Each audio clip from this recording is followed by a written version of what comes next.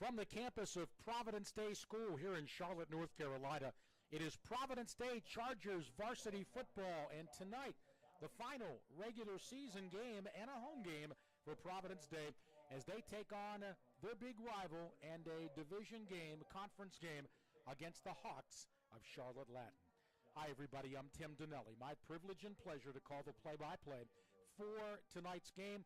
We have a guest color analyst, and this guy is a great coach of his own, not in football, but in basketball, but he knows how to coach athletes, and he's one of my favorite people in the whole wide world. Let's bring in our guest color analyst for tonight. He is the very successful and outstanding head basketball coach of the Providence Day Varsity Girls basketball team, Josh Springer. Josh, great to work with you again tonight. Tim, I appreciate it. That $100 check is in the mail like always. Looking forward to an awesome game tonight between two conference rivals. 70 degrees, beautiful night. What more do you want? Speaking of that check, I don't take checks, Josh. You got to get a money order or something. No, I'm just kidding. But anyway, yeah, you were mentioning right before we came on the air, you know, weather is always a factor, and we've just had some great games here. Somebody's controlling the weather here on this campus because every game has been just almost perfect. Well, I know Coach Greer loves that. It's no secret. We love to throw it all over the yard. We've done that all 4 years Coach Greer's been here. And Ian Klein coming in has added that punch on the ground this year. That started early on at Bank of America Stadium when he was outstanding, hitting the ground early and often. But I know Coach Greer, in his heart of hearts, he loves to throw it early and often. And why wouldn't you when you have an All-American quarterback in Jaden Davis? Yeah, for sure.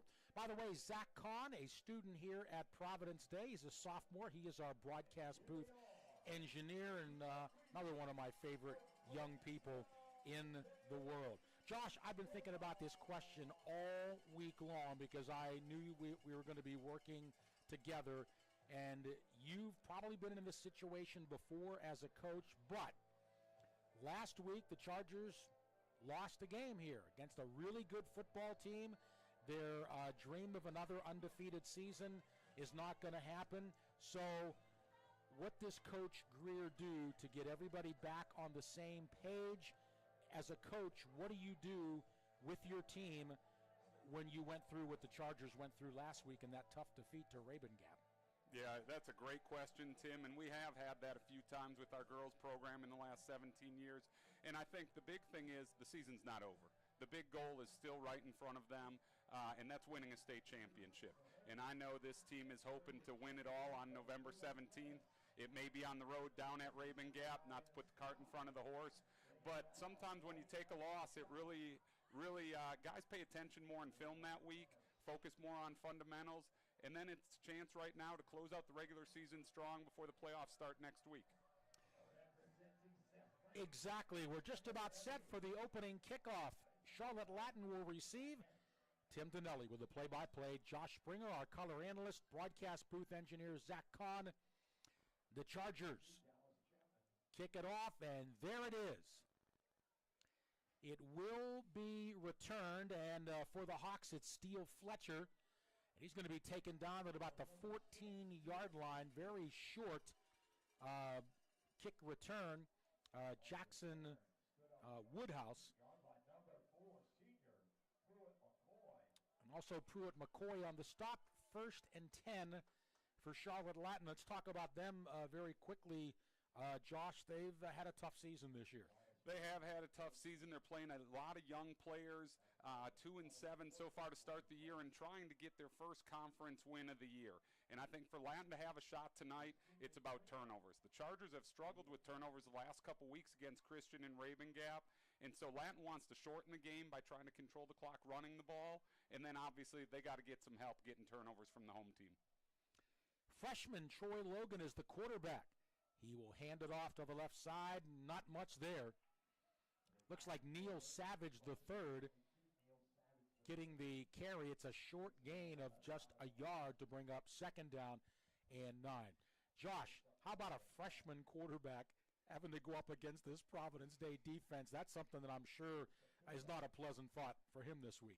No, not at all, not at all. When you're staring at a defensive line with David Sanders, Parker, and many, many others, Funderburk, that are just obliterating people on other people's offensive lines. It could be a long night for the freshman quarterback. 2nd and 9. Handoff, some running room off the right side across the 15 up to about the 17-yard line. There's Neil Savage again, getting, well, maybe a couple. He was taken down, Cam Ray. That'll bring up make that 3rd down and long. Well, and if I'm Latin, I'm giving it to Savage every time as well. He's averaging almost 5 yards a clip this year. He's the bell cow. Almost 750 yards on the season, and has hit pay dirt 5 times. And so it's no secret he's going to touch it early and often. So we have 2 receivers split out to the left, 1 to the right, and a running back in the eye. Brown to throw. He's under pressure, but he connects upfield at the 27-yard line, and that is a Charlotte Latin first down, or is it incomplete? Incomplete. Steele Fletcher was open, though. Josh, that he wasn't able to handle it. He was open, but I'm going to tell you, Pruitt McCoy made the play. And Coach Greer was raving about Pruitt this week, making his first start at linebacker. Coach Greer said he's poured his heart and soul into this program for 4 years. He was right on time on that inside blitz, forced the quarterback to throw it a touch early. Latin could add the first down, but the Chargers will get it off the punt here. So Providence Day's defense gets a 3 and out. And the ball fumbled. This is Himes, breaks 1 tackle. Now surrounded by a host of white jerseys, and he'll go down, but inside Charlotte Latin territory to about the 48-yard line. And Josh, he got a favorable bounce there in that fumble, but was able to get it back. And the Chargers coming out on offense, 1st and 10. As my dad would say, the Sunday hop occurred on a Friday night, and we were fortunate to get it. And again, this is where Providence Day has to be really, really focused. Really focused mentally to watch the ball in, to protect the ball using great fundamentals so they don't give away any careless turnovers. So Jaden Davis brings the Chargers up to the line of scrimmage with a 1st and 10 at the Latin 48-yard line. Klein is in the backfield. Goodwin in motion. Klein gets the ball up the middle, right side, room into the secondary, 30. 25, 20, 15, cuts back. Klein still on his feet. He's all the way down to the 4-yard line. It's 1st and goal for Providence Day. An electrifying run by Ian Klein on the first Chargers offensive play. Klein has been the perfect complement to this high-flying passing game. We saw him early on at Bank of America Stadium have a huge game against Northwestern, and he kicks us off with a great run to start tonight. Up to the line of scrimmage quickly come the Chargers with a 1st and goal. Give the Klein up the middle. He'll get down to about the 1. He'll be short of a first down. And for the Hawks, that was Dallas Chapman making the tackle. And it's spotting the football just outside the 1-yard line, 2nd and goal.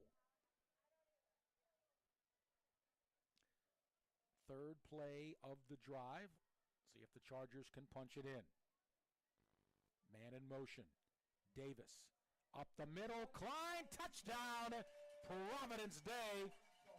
A touchdown in 3 plays for the Chargers, and they made it look pretty easy, Josh. I'll tell you what, Ian Klein averaging a gaudy 11.1 yards a carry, a first down every time he touches it on the season. And on that drive, he didn't hurt his average, scoring his 19th touchdown of the season. Very impressive indeed.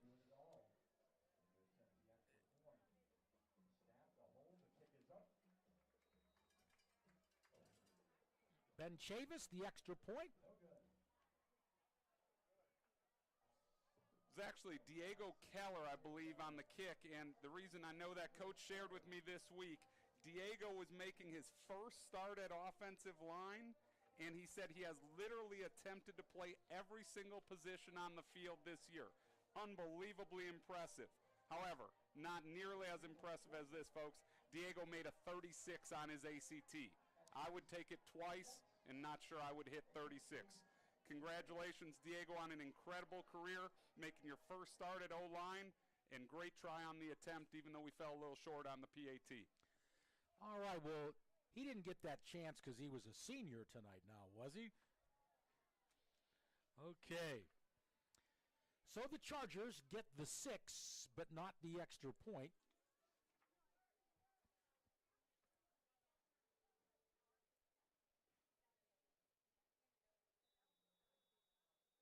Jacob Baggett to kick off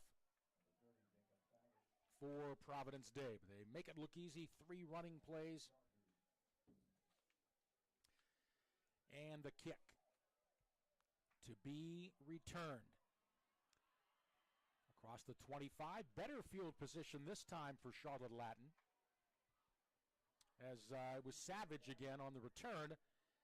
And it'll be 1st and 10 for the Hawks at their own 29-yard line.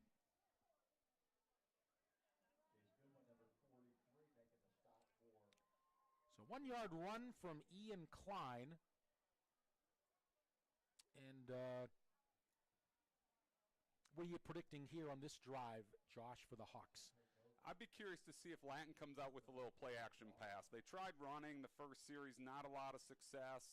Providence Day brought a blitz on 3rd down last time, and here Latin's trying to throw it. There's a couple holding calls, but apparently they let it go tonight. Brown will run, and he'll get out to about the 32-yard line. And it's a pickup of 2, but a good scramble by the freshman quarterback for Charlotte Latin, Troy Logan. He's 5'11", 155 pounds, and obviously a lot of growing to do yet. Amen. Tim, Physically, I meant. I get told this all the time on the basketball court that I make a poor referee, and I obviously make a terrible football referee because I thought for sure I saw a hold by the left tackle, but good run by Latin on 1st down to get a few. Well, they give 3-yard pickup there for Brown. 1 man left, 1 man right. Now we get a penalty flag. I think that was Galloway jumping in the neutral zone a little bit early here for Providence Day. We'll find out. Oh, again, I'm 0 for 2. Drawn offside. One more and I strike out, so that'll push him back 5. Yeah, back to the 27-yard line to bring up 2nd down and 12. Zach Kahn, you don't have a microphone, but can't believe we've gone, we're in the middle of the first quarter almost, and we haven't heard Josh say one thing about his Green Bay Packers yet. Surprise, surprise, surprise. Green Bay has scored as much in the first half this season as the Chargers and Hawks have thus far in the first quarter. I'm just teasing you, Josh. I know you're a big Green Bay Packers fan, and they came in with a lot of hope and a lot of fanfare. It's still a long season yet, but it hasn't gotten off to the start I know you and your dad would have liked. No, it hasn't, and sadly, the line of the week was anybody put $100 on the Charlotte Hornets winning a game before the Carolina Panthers. Chew on that. It's been a rough start for the year, but hopefully Panthers will get it going Sunday against Houston. Wow, I'll tell you what, yep. Looking at the picks for the various websites, too, very few people are picking the Panthers to win that game. And, of course, a lot of intrigue with Shroud coming in, the number 2 quarterback pick. Bryce Young, of course, number 1. Another 5-yard penalty. And Latin's going backwards. Play action. Screen setting up to the left, but the pass was errant. Looking for Savage once again. But the pass errant and incomplete to bring up 3rd down now and long for Charlotte Latin. Well, Griff Galloway was licking his chops trying to get his first sack there. And, boy, is he a good-looking young man. 6'3", 220. Coming off the end, he's going to have a bright future in a Charger uniform. So, 2 receivers split out to the right, 1 in the slot, as well as the tight end. Brown to throw. Swings it out right side, Savage. Tried to cut back. He is snowed under. He'll lose a yard or 2. And coming up big, that was Jace Goodwin, among others there, number 43 for the Chargers. And, again, 2 3-and-outs to start the game for Charlotte Latin and their head coach, Drew Dayton. So back to punt is Hunter Loeffler. It's high, good punt. Fielding it at the 40. It's Brody Barnhart. Ball on the ground, and Brody is too, way back at the 42-yard line. Pretty good effort there for the Hawks. And the Chargers come out now with a 1st and 10. They'll spot the football at the 44-yard line.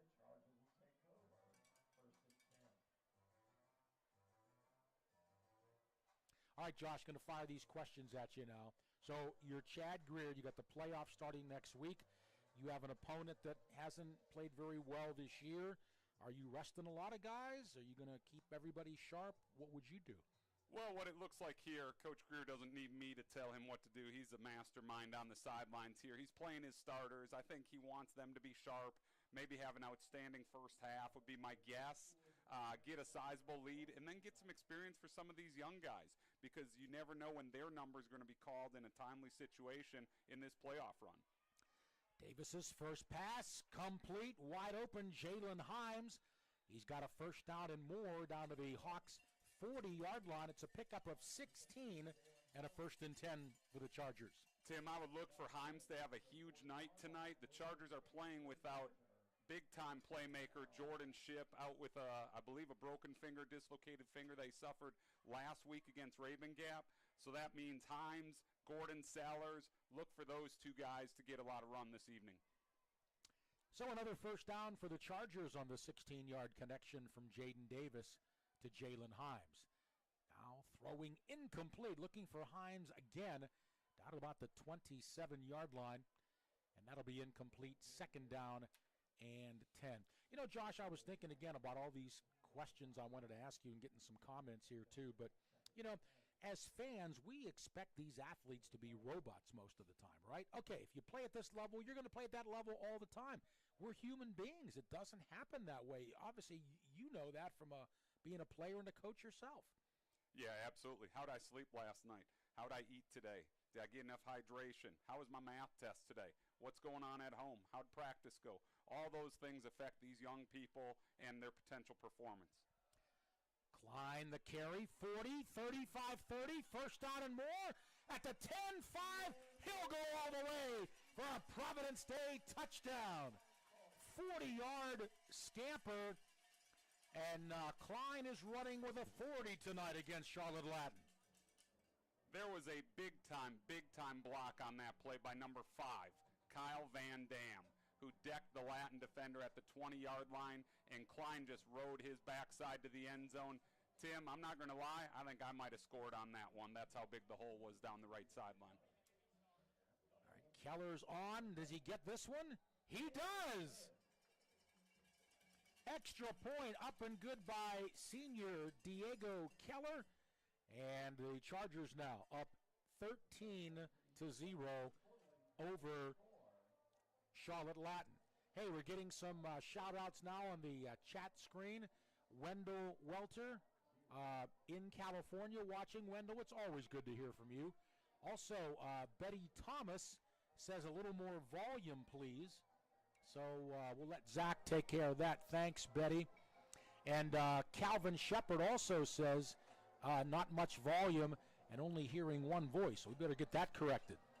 Hopefully they're hearing your voice. I'm just here for decoration. All right, well, folks, you let us know. Okay, so we're both coming through, Zach, here? Okay. All right. But anyway, Josh, can you expand? And also, too, I think about, you broke up with your girlfriend or boyfriend. I mean, your parents yelled at you. I mean, all these things affected. And, Josh, I'm guilty myself when I watch sports. Why aren't they playing so good? What's this? But I'm trying to tell myself, man, we're human beings. We're not robots. We're not machines. Well, these student athletes at Providence Day and at Latin, they go to schools where the curriculum is extremely rigorous. Oh, yes. They are high-achieving student athletes. And, again, these young men have a lot on their plate academically, athletically, socially, spiritually. And, again, they're trying to work on physical health, mental health, emotional health. Again, all of those things play a part. And so, like you said, they're not robots. Every day is something different. And I think as coaches, you try to help the young men excel in all of those areas. Truly, Coach Greer's motto is always win the kid. And hard work works, and they talk about it ad nauseum every day in summer workouts.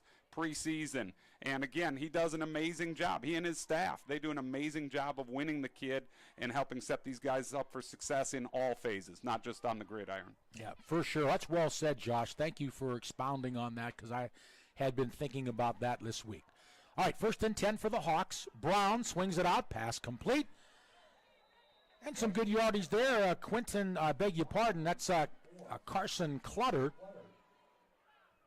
And he'll get some yardage as the Hawks started at their 20-yard line, to pick up of 8 on the play. That's their biggest play from scrimmage so far in their 3rd possession.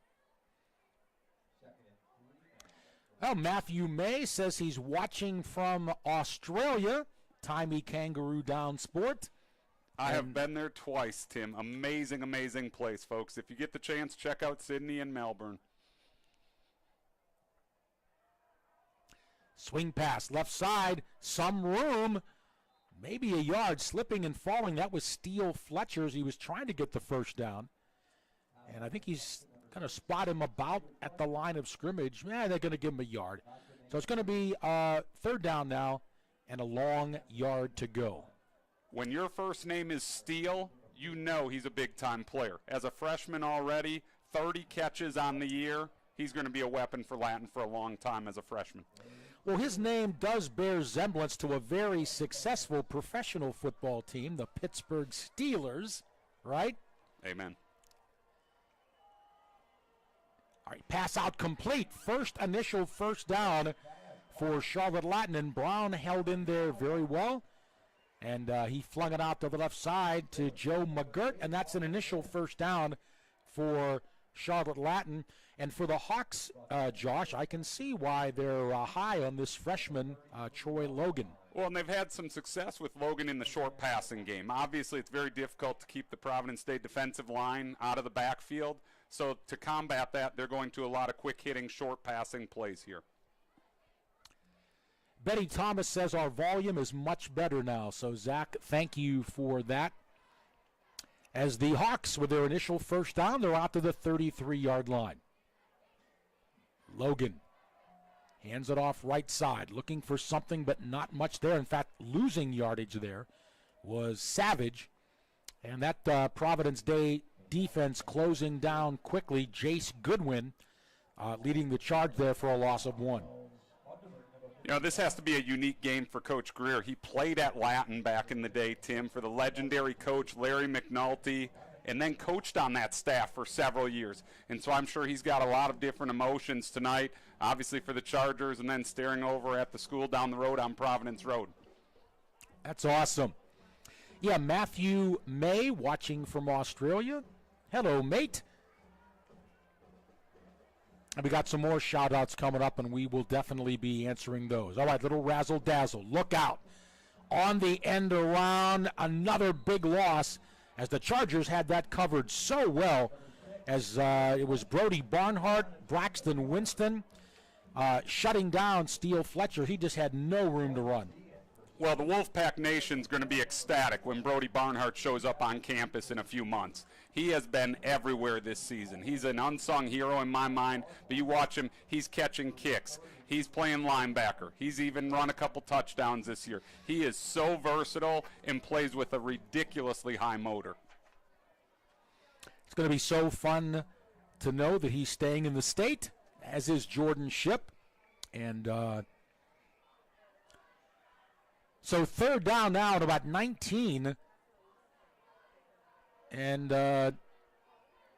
Logan, safety valve to Savage. Maybe gets back to the line of scrimmage. There's a flag on the play as well, so we'll check this out and see if that 3rd down play stands. I think we're going to have holding on Latin here, Tim. It looked like the Chargers were bringing a lot of heat. And, again, why should anyone listen to me? The last 2 times I guessed I was wrong. Looks like that one I got right. By the way, Josh, correct me if I'm wrong, but we had an Australian team play last year, basketball. Was that women or just men? That was both, Tim, for probably the last decade plus. Oh, okay. Our varsity boys and girls basketball teams, not counting those COVID years when we weren't able to do it, but we're welcoming a team from Australia again this year. The date is escaping me off the top of my head, but I always look forward to a couple club teams from Australia coming over here and enjoying a friendly game. I got to do the PA for those games last year, and oh my goodness, the team manager gave me one of their hats. I was so excited. I still have it at home, and yeah, that's a great feature for you guys and Coach Johnson as well. All right, flags are down on the punt return. This is Brody Barnhart. And he'll get inside Latin territory down to about the 39-yard line. But again, we'll check the flag, and it's probably going to be a hold against the Chargers here. But we'll wait and see. I think Braxton Winston, number 6, may have gotten a block that may or may not have been legal. We'll find out from the referees here shortly. All right, 4:01 to go in the first quarter, a 13-0 lead. I guess we almost should say it's Ian Klein 13 and Charlotte Latin 0. So he has both touchdowns for the Chargers, and Diego Keller has an extra point.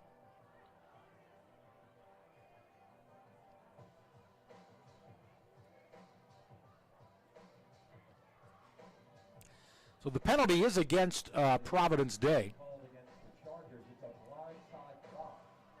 Blindside block, and we'll bring it back to the 39-yard line, or is it going to be further back? Nope, it's going to be further back.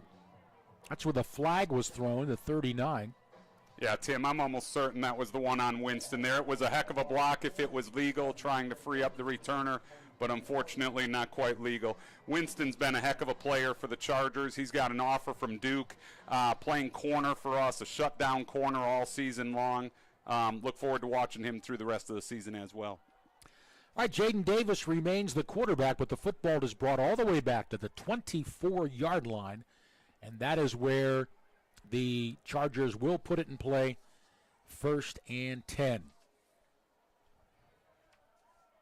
Brody Barnhart in the backfield.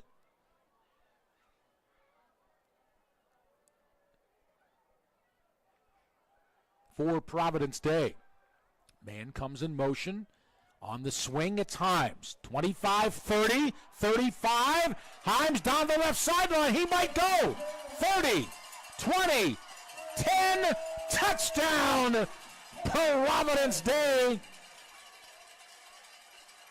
65 yards. 75 yards, I beg your pardon, for Jalen Himes. And the Chargers are running the ball with a 40 here tonight. Well, when you're running a sweep to the left there, give it to one of your fastest guys. Number 7, Shannon Goodwin, was leading the parade down the left sideline. Jalen Himes takes it all the way to the house as the Chargers go up 19-0. All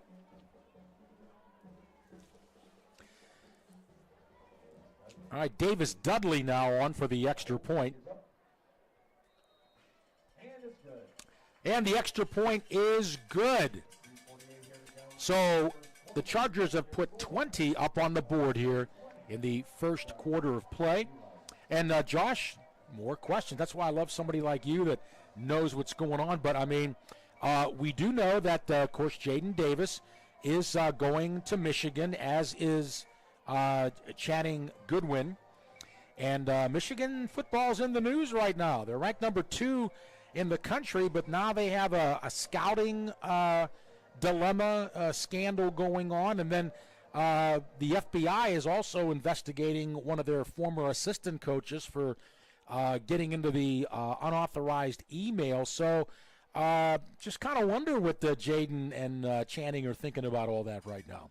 Yeah, I have no idea. I just try to focus on them as amazing young guys on our campus. And I was going to say, Tim, it's 20-0. We haven't even mentioned Jaden Davis's name. Oh, by the way, we have the North Carolina Gatorade Player of the Year playing quarterback. Oh, by the way, we've got an All-American under center, and he's had a couple handoffs so far. But I will tell you, Jaden and Channing, yes, they're headed up to Ann Arbor. They are incredible young men on this campus. They're fantastic football players, but I love the high character of this senior group, starting with those two. Yeah, no doubt about it. And, again, the kickoff for the Chargers, It was Davis W. It goes out of bounds, so that'll be a flag. But, speaking of Michigan, is it J.J. McCarthy, I think, their quarterback? He's being mentioned, picked pretty high as a quarterback, which means that there'll be a good opportunity for Jaden, hopefully, to jump in there as a freshman. Although, there's going to be some other guys battling him up there. But still, I got a feeling he would have to be the front runner to win that job if McCarthy does go to the draft. Well, when you're a kid like Jaden and you go to a program like Michigan, there's going to be 3 or 4 other guys that are talented signal callers. But this is what I know. Jaden loves competition. He loves competition. I would never, ever bet against him winning a job today, tomorrow, or next year. Yeah, the culture here at Providence Day in the athletic department, but also in the football program, too. There's just some quality guys. And, Jaden is a very humble man. He's achieved a lot and in his young career, but he's a very humble person. And we're just very happy for him. It's going to be so exciting to watch him at Michigan and then hopefully in the NFL at some point as well. Well, and I just want to take this moment to say to all the fans, the fans in person and the ones that are not, enjoy this. Enjoy this. This group of seniors, folks, obviously they won a state championship 2 years ago. They won it again last year. They're gunning for a third one. You don't get to see this type of high school football on display every season. And I think sometimes we get spoiled by our own success. And so I just want to encourage everybody here at Providence Day and in the Charlotte community, enjoy watching these young men, enjoy this program because it's truly special. It sure is. And what a thrill for Chargers Nation to have had the success, because prior to Chad Greer coming here, there was mediocre success, let's face it, with the Chargers football program. Well, and this senior class, Tim, is the first class in Providence Day history to win 4 straight conference championships. That's awesome. That is awesome. We got Charlotte Christian right down the street, and they dominated for a while, and they're an outstanding team, and so to be able to move up like that has certainly been very, very impressive. Well, and the team this year, you talk about raising the bar every year. Won a state title 2 years ago, won a state title last year. This year, they're nationally ranked in all 3 polls. They've peaked in the ESPN poll at number 19, Max Preps number 39. I mean, that is no small feat when you look at all the football powerhouses across the country. All right, Logan under pressure tried to get it up the field to Hudson Shoup, but he was under siege from Brody Barnhart, and he had to get rid of it much earlier than he would have liked, and the pass falls incomplete, and it's a third down now and 13 yards to go.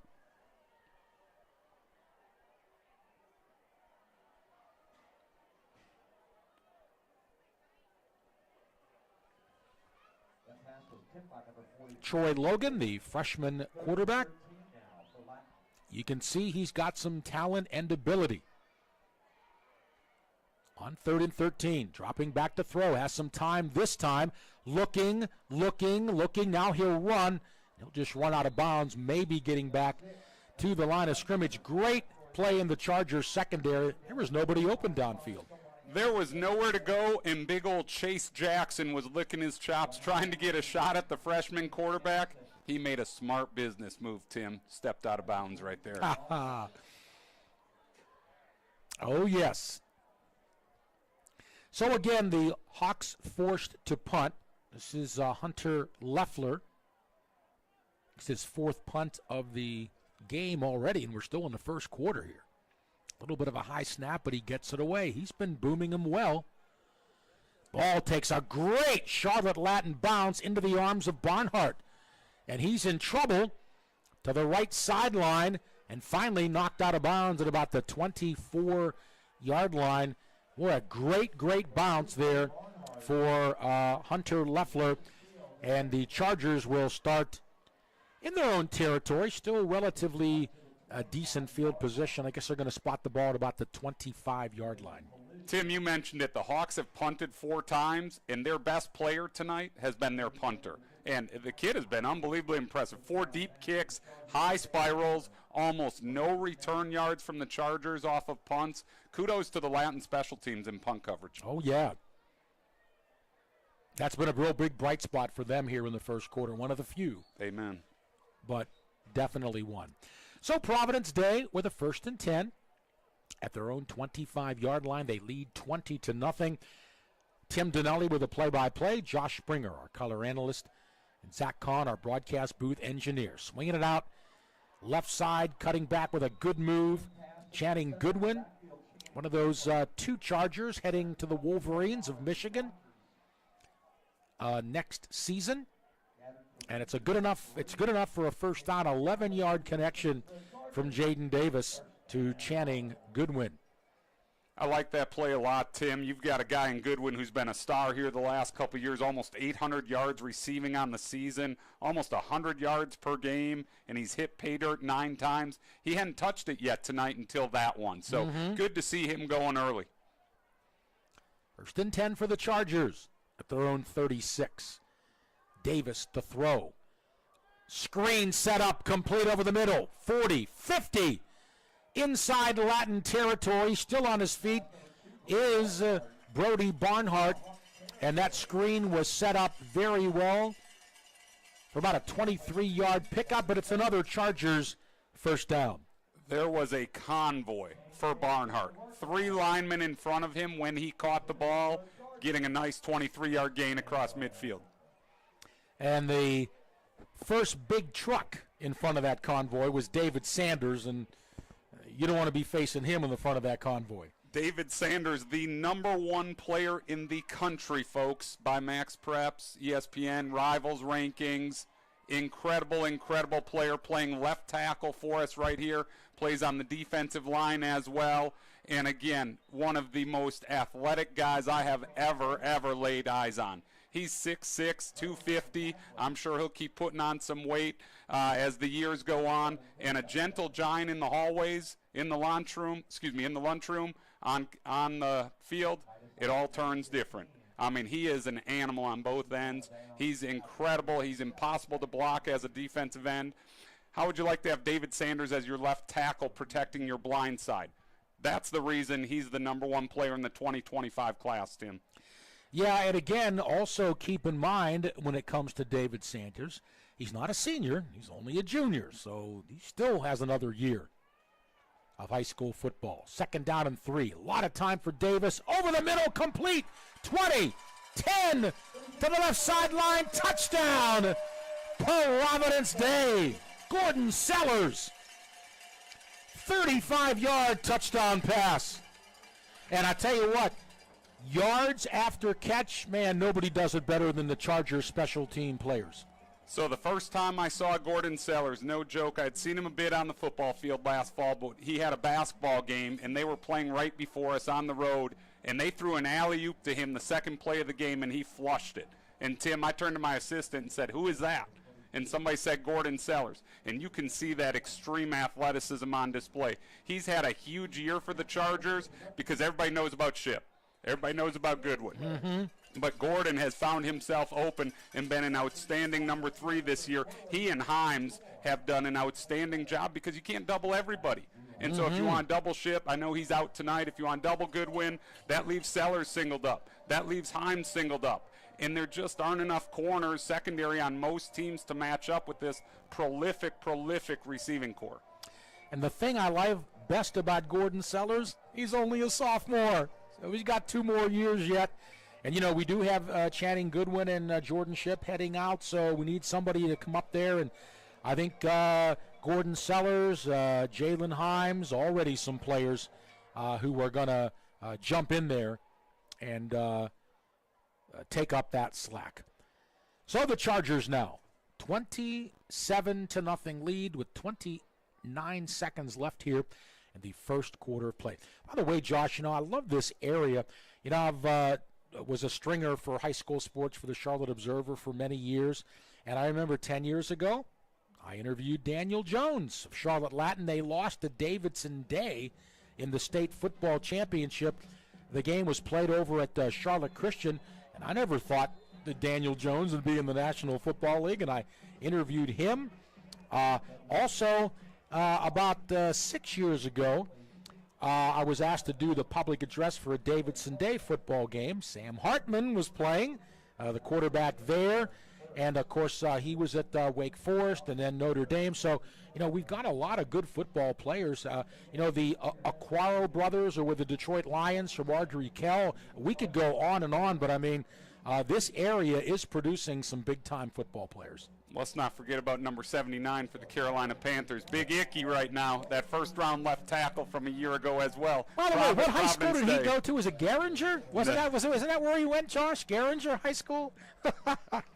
He helped us get a couple state titles for wrestling and football, no doubt about it there. That's Icky Aquano from Providence Day. We're joking. 1st and 10 now at the 20-yard line. Penalty markers fly.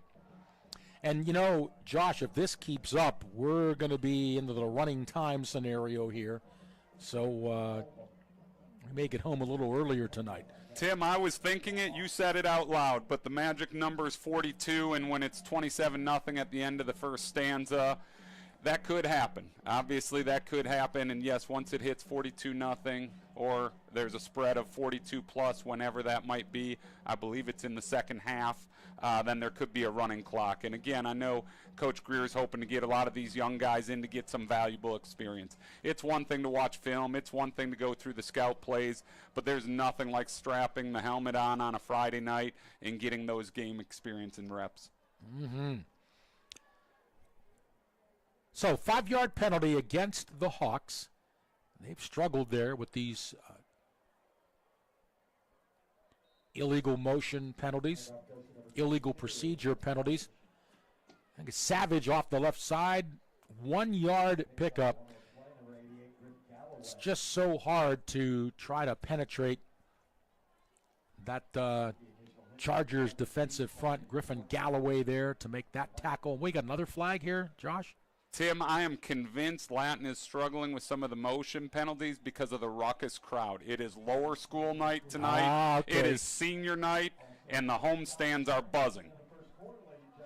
First quarter over. It's been a big one for the Chargers. They'll take a 27-0 lead to quarter number 2. Well, Josh, this gives us a little bit of a chance. We are on the eve of basketball season starting up here. I know you're anxious to chomping at the bit to get your varsity girls program. Now, is this your 17th season here? 16th, 17th? This is my 17th season at I Providence got it. Day. And how many state titles? We have won 10 state titles in the previous 16 years and 17 state titles overall as a school. It's about a 58% win percentage for state titles. Who wouldn't want to take that? Josh, you did lose a couple of seniors, but if anybody can reload, it's you. But talk about the excitement of this season and what can we look forward to? We're ecstatic. Monday, everybody gets going, and we return, I believe, 9 players from a year ago. Sophie Levine's a senior, our lone senior, and someone who's been in the program for over a decade at Providence Day here. We've got a strong junior class and a strong sophomore class led by all-state player Jada McClure, who's returning. And so both Jada and Sophie can play with the ball or without it. They'll both play point at the next level. Sophie just recently committed to Franklin and Marshall University. Oh, nice. So excited for her to have that opportunity. But before that, we're going to have a heck of a season for a 23-24 campaign. I can't wait for it to start. And, of course, we'll be live streaming those games this year, so you'll be able to watch every one. And so, first regular season game? November 14th versus United Faith. It'll be here before we know it. About 2.5 weeks away. We've got a lot of work to do before then, Tim. Okay, I'm going to be putting my best foot forward, trying to do some of those, a few of those games, live stream or whatever. So, all right, Latin losing another yard here. It's 3rd down and 12 for the Hawks. Snap to Logan. Airs it out, just out of the reach of his wide receiver, Joe McGirt, and almost intercepted. That'll bring up 4th down now and 12, and another punting situation And it brings on number 12, Hunter Loeffler. He's been very, very busy so far in the football game.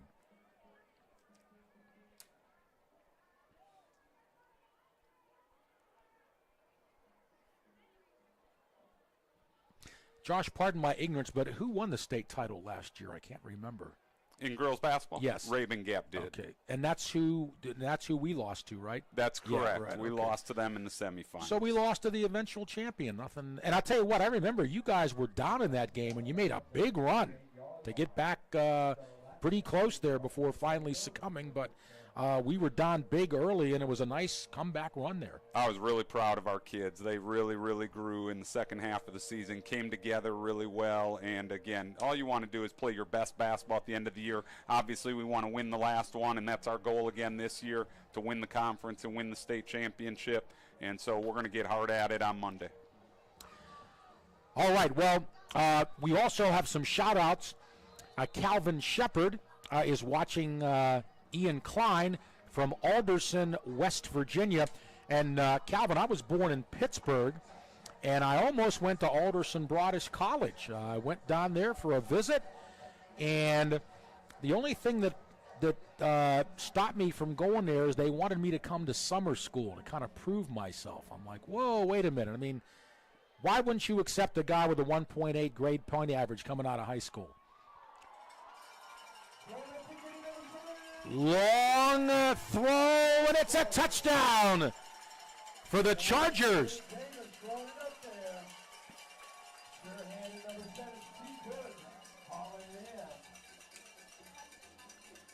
Channing Goodwin, 40-yard touchdown catch. That just wasn't fair, Tim. I mean, Channing, I thought the ball was a little underthrown by Davis, but Channing just high-pointed the ball, and that's what great quarterbacks do. They just throw it up to Ship, to Goodwin, and say, go make a play. And Channing made an incredible leap on the ball right over the Latin defender, and the home team's up 34-0. So it's been all Providence Day here as the Chargers tack on the extra point, 34-0.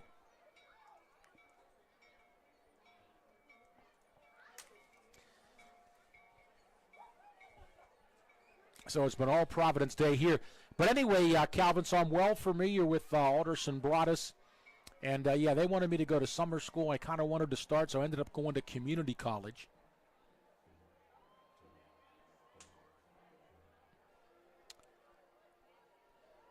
And so, but a nice little town there, Alderson, West Virginia.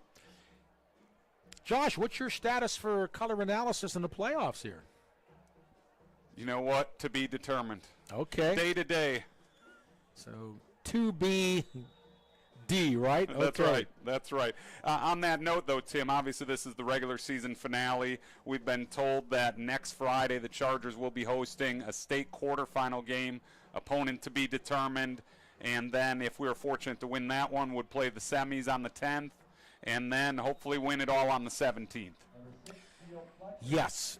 And so, and we will be live streaming the playoff games. I know I'll be here, but hope you are too, Josh. So,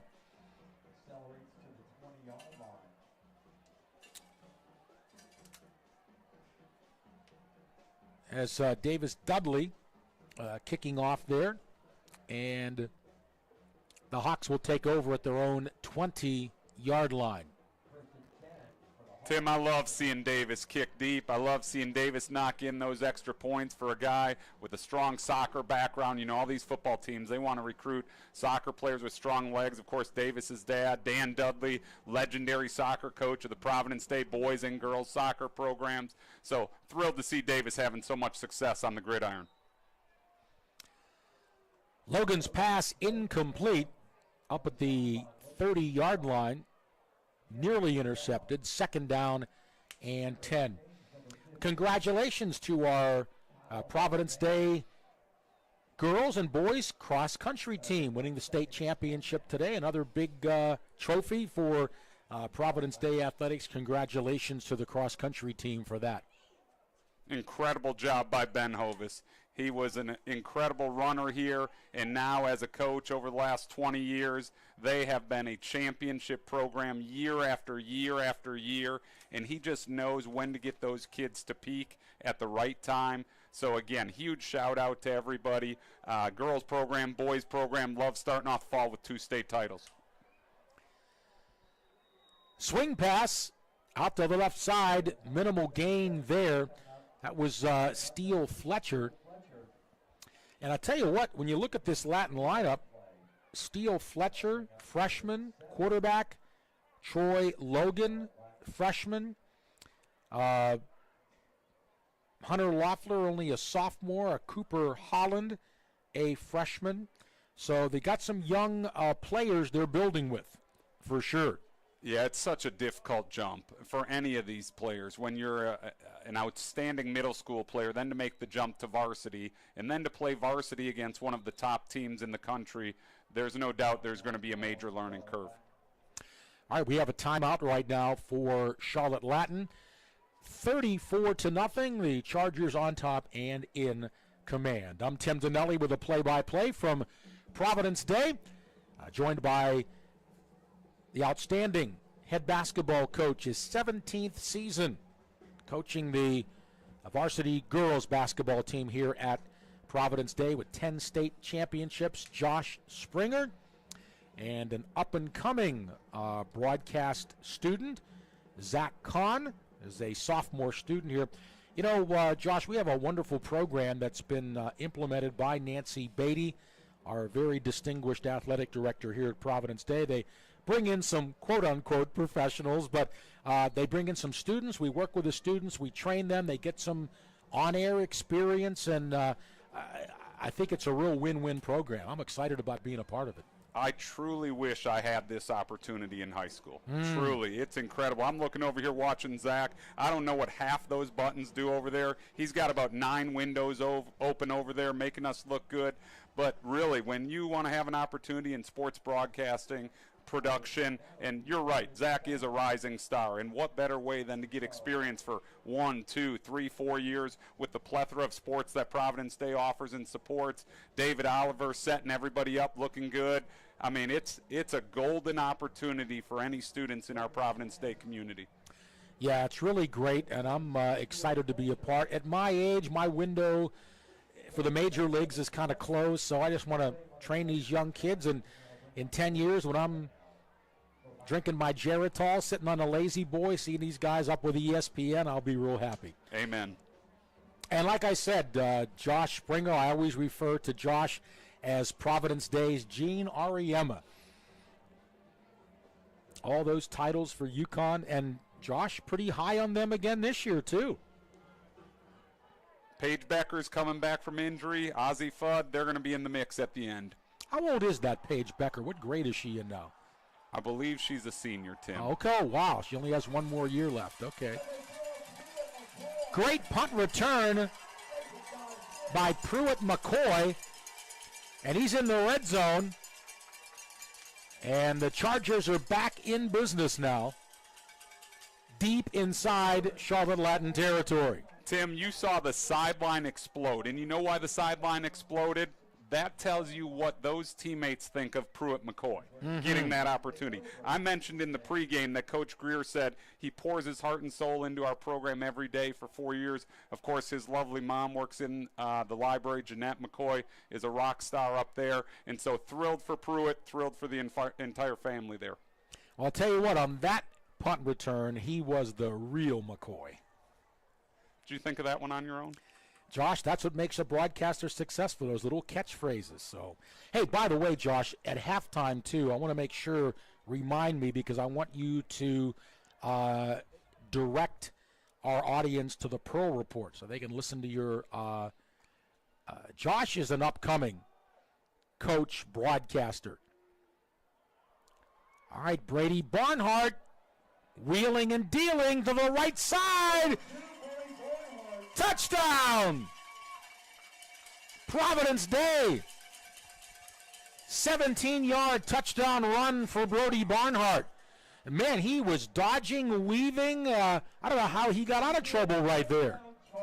Tim, that was one of the most unusual runs I have ever seen. The play started off left, Barnhart circled back right, and then, hear me on this, there was a lead block thrown by Jaden Davis. I don't know that the coaching staff will want to see another one of those this season. And then it looked like Brody slipped, tripped around the 1 yard line, fell over the end line. Happy for him to get in there. But how many times are we going to say lead block by Jaden Davis? That's amazing. Resume builder for that Michigan profile, right? Oh, yes. I hope Rivals is paying attention. I want to see in the next write-up, outstanding lead blocker. And by the way, Jim Harbaugh, if you're watching, man, your quarterback next year is really looking good. Somehow I think Jim gets a little better video than what's on our live stream, right, when he's evaluating, correct? And a little better broadcast, too, probably somewhere. But hey, now, wait a minute. Speak for yourself there. Speak for yourself. All right, 9:15 to go, 41-0 lead. And, Josh, refresh our viewers about that running clock rule. So the question came up this week, and I believe it is 42 or more points margin separation after the first half. And so I believe the clock will run as usual until halftime, and then in the second half it will go lightning quick. You can get to your early dinner date, tell them you'll be 30 minutes earlier than you first anticipated. Oh, my. Okay. Sounds great. I got 2 hockey games to broadcast tomorrow. I got to go home and get ready for those, and then doing a little Panthers game on Monday, Bank of America Stadium.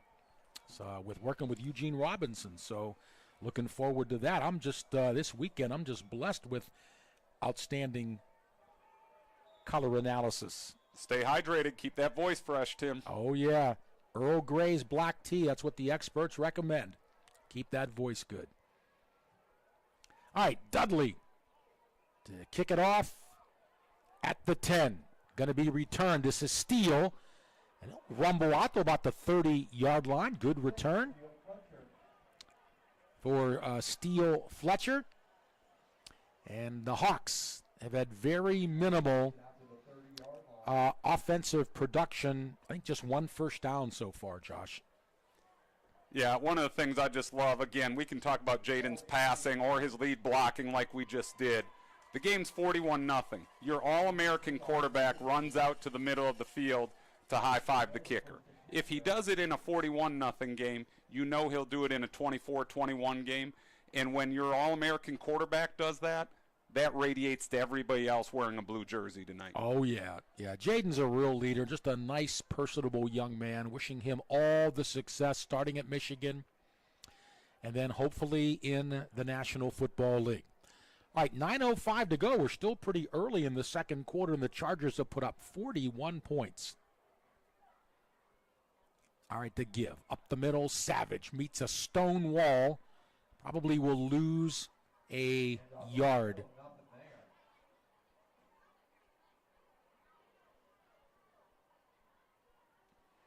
So to bring up no gain, second down and 10.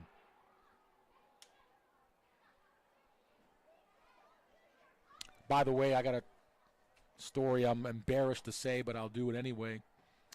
I was on the sidelines talking to one of the assistant coaches of Charlotte Latin, getting a good discussion here, da-da-da-da. And finally I said, excuse me, I said, by the way, I said, I'm the live stream play-by-play announcer for Providence Day. My name's Tim Donnelly. He said, oh, yeah. And he said, yeah, I'm Brad Hoover. I'm like, oh, knives going right in me. Like, Brad, I'm so sorry I didn't recognize you. It's because you didn't shave today. That's why. He just laughed. Oh, Tim, don't worry. We had a good chat.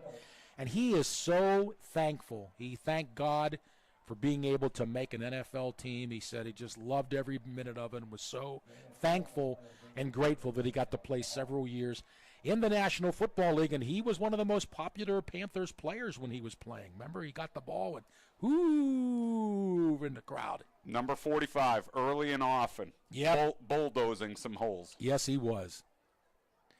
Yeah, so he was asked by Charlotte Latin to join the coaching staff, and he's having a ball. We're going to get a timeout here on 3rd and 8 for Latin.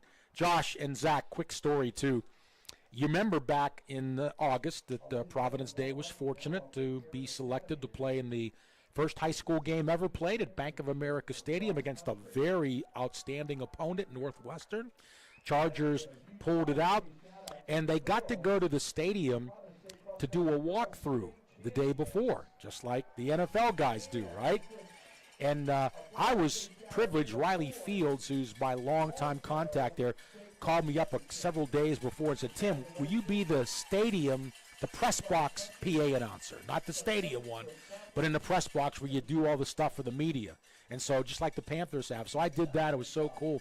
But I saw Jaden a few days after the game, and I said, hey, Jaden, by the way, I said, when you were down there for that walkthrough that day before that, I said, were you able to go up to Bryce Young and give him any tips? Oh, he laughed. This is great. What a memory for high school kids to play in the first high school game ever at Bank of America Stadium, as Providence Day beat Northwestern that day. And by the way, Northwestern hasn't lost since. Exactly. That's a high-quality win. It was. And they have that outstanding running back. His name escapes me right now, but the Chargers did a really nice job on him to yield. He's outstanding. And the Springer family was there, right? I saw you there, right? Didn't I see you on the way out? I think I did, yeah. I was about at the 7-yard line, maybe 3-4 rows back. Wow. And my poor wife, Holly Springer, who is an amazing fourth-grade teacher here, I think she had about half of the fourth-grade community sitting right next to her as she was getting overtime pay for a Saturday night at Bank of America. That is so cool. Pass complete from Troy Logan for a first down, just the second first down of the football game.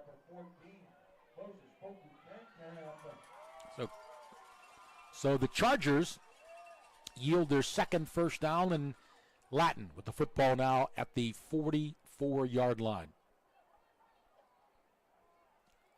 Right, Logan again going to have to throw it away. He was being pursued quickly there. The 82? I believe it was 32, 32, Matthew okay. McCoy. And Matthew's like, can I get some love? I heard you talking about my brother Pruitt here. Matthew, here's your love. Outstanding quarterback pressure right there. Almost got the sack. Not bad for a freshman making plays early. Exactly. All right, Josh, again, put your coaching cap on right now. I know you can't speak for Chad Greer, but, when will he's starting to substitute now some, but you're up big. I mean, when do you pull all the guys out of there? Well, I think Jaden Davis's day is about done, or his night is done. I saw Zaid Lott, the backup quarterback, warming up a few minutes ago, and I'm sure he's going to get some action here soon. Obviously, you want your first string and your second string to stay sharp. You also want them to stay healthy. And obviously the goal is to win it all 3 weeks from tonight. And so I think in the next few minutes, and you've already started to see some liberal substitutions, and I would expect more of that here over the next quarter and a half. Josh, you're too young, but I can tell you in the National Football League, when I was growing up, the starters all played back then. They played in the last preseason game, the whole game. Now you don't see anybody playing. These teams are so paranoid, these NFL teams, of injuries. And that's why they did cut back to 3 preseason games, which is great. But, still, the games are just, you don't see any of the stars. They're just so paranoid. And I understand there's an injury situation. You're talking about big dollars and, all that. But just to let you know, though, it wasn't that way always. And did you know, back when I was growing up, I'm giving my age away here, they had 6 preseason games. Started in the middle of July. Was that with the leather helmets?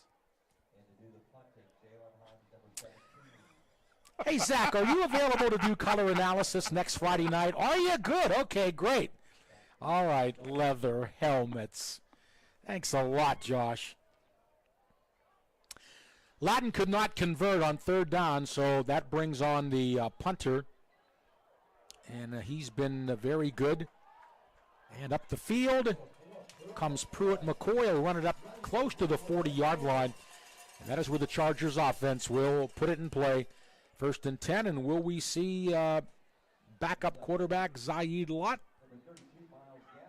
coming in here. We will see. But, yeah, can you imagine that 6 preseason games back then? That was amazing. That's forever. And they also played on Labor Day weekend. That's the first weekend that they ditched that a while back. No Labor Day weekend for the NFL. But, yeah, of course, they only played, at that time, 14 regular season games. But still, a lot has changed in the NFL. Well, and I'm curious to see over the next few years here if the owners try to transition another one of those preseason games to a regular season game. Oh, I'd love it. I think it's coming. I'm not on the committee or on the inside, but I think we're going to see here shortly 2 preseason games, 18 regular season games. Yeah.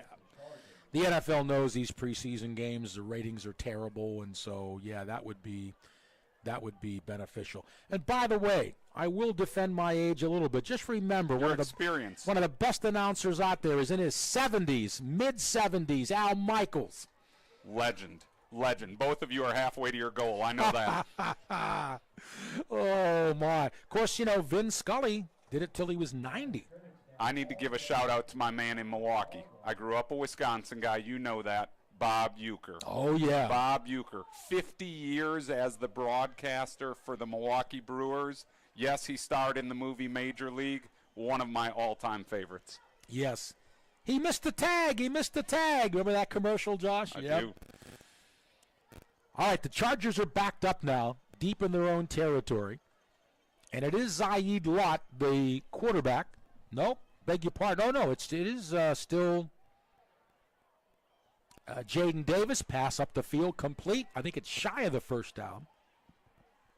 That play would make me nervous if I were Coach Greer because Jaden got hit, and I know he doesn't get hit very often. He got hit often last Friday night, and especially in a 41-0 game.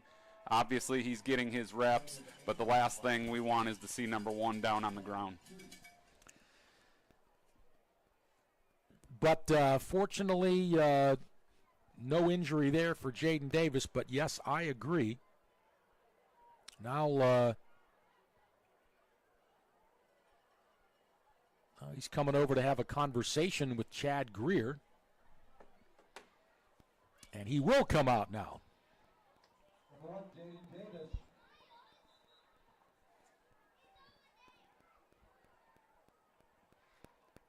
His final regular season game for the Chargers.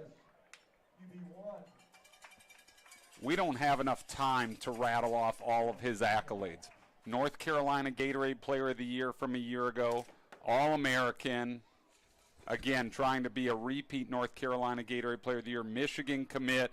Let's see, what do we have? 31 touchdowns on the season, a quarterback rating of 143.9. I didn't even know that was possible. And 2,500 yards on the season coming into tonight. Jaden Davis, take a bow. Thank you.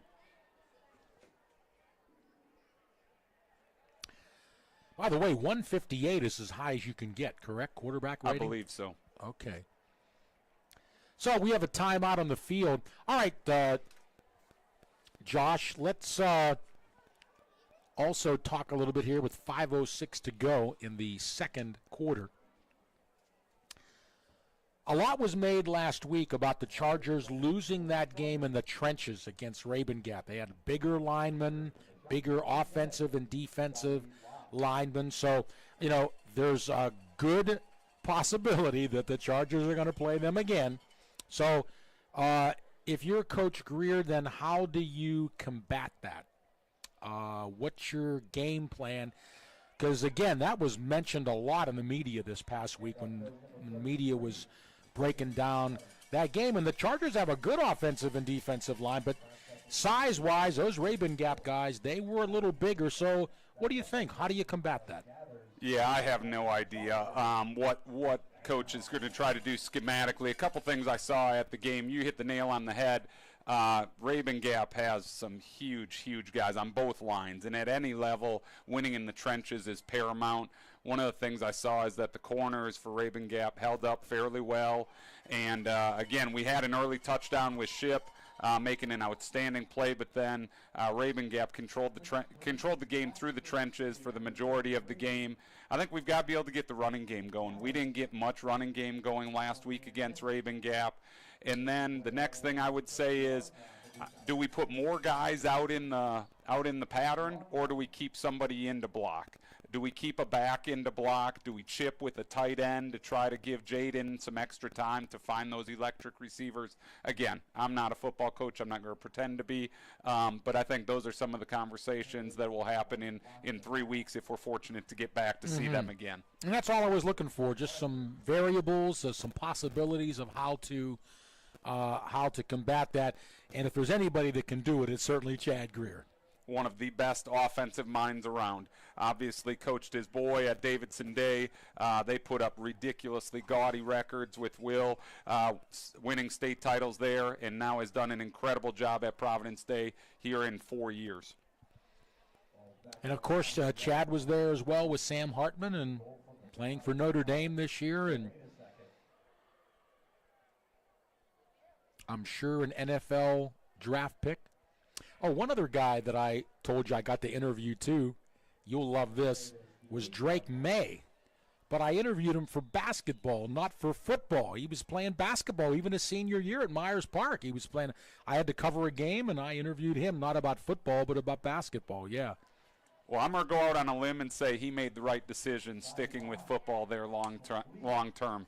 Safe to say it sounds like he's going to be one of the top 3 picks in the upcoming NFL draft. And boy, has that family had some athletic bloodlines and great careers.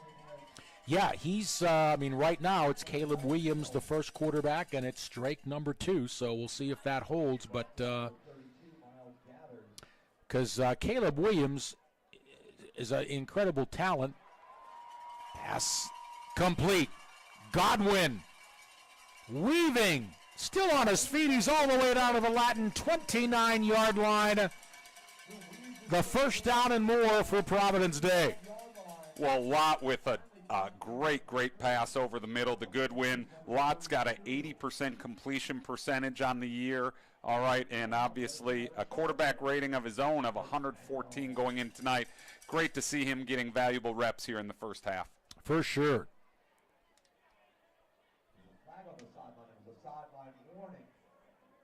I mean, he's an impressive young man, 6'4", 190. 6'4", 190 as a sophomore, and so obviously has the physical tools. Tim, I remember all the way back to last June, July, I remember hearing the coaches saying, I believe they were up at NC State, and the coaching staff was raving about Lott spinning at 7-on-7 up there. That's awesome. Snap to Lott. Looking, throwing too high, incomplete. At the 15-yard line.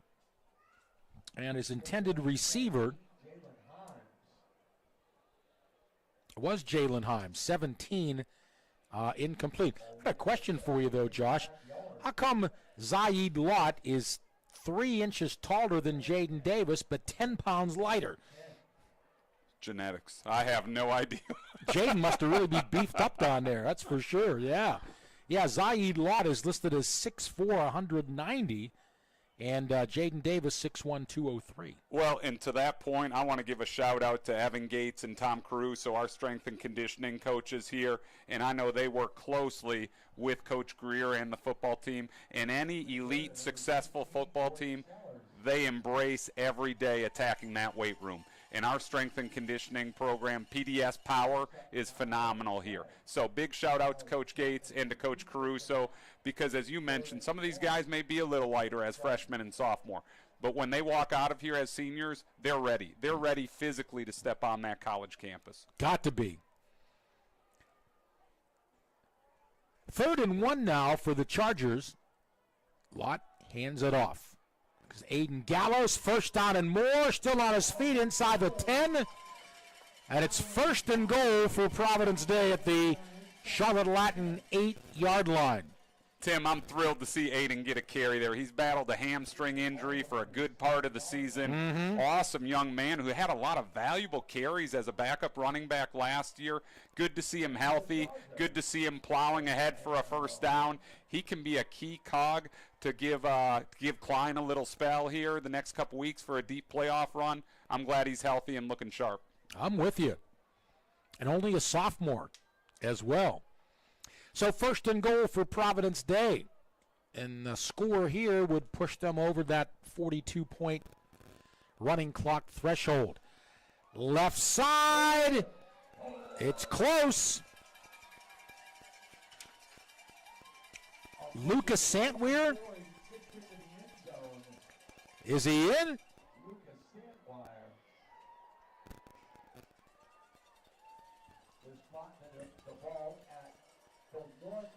Didn't quite get it in. I wonder who'll get the ball now. Number 34, Walter Payton. Lucas Santweir, a senior.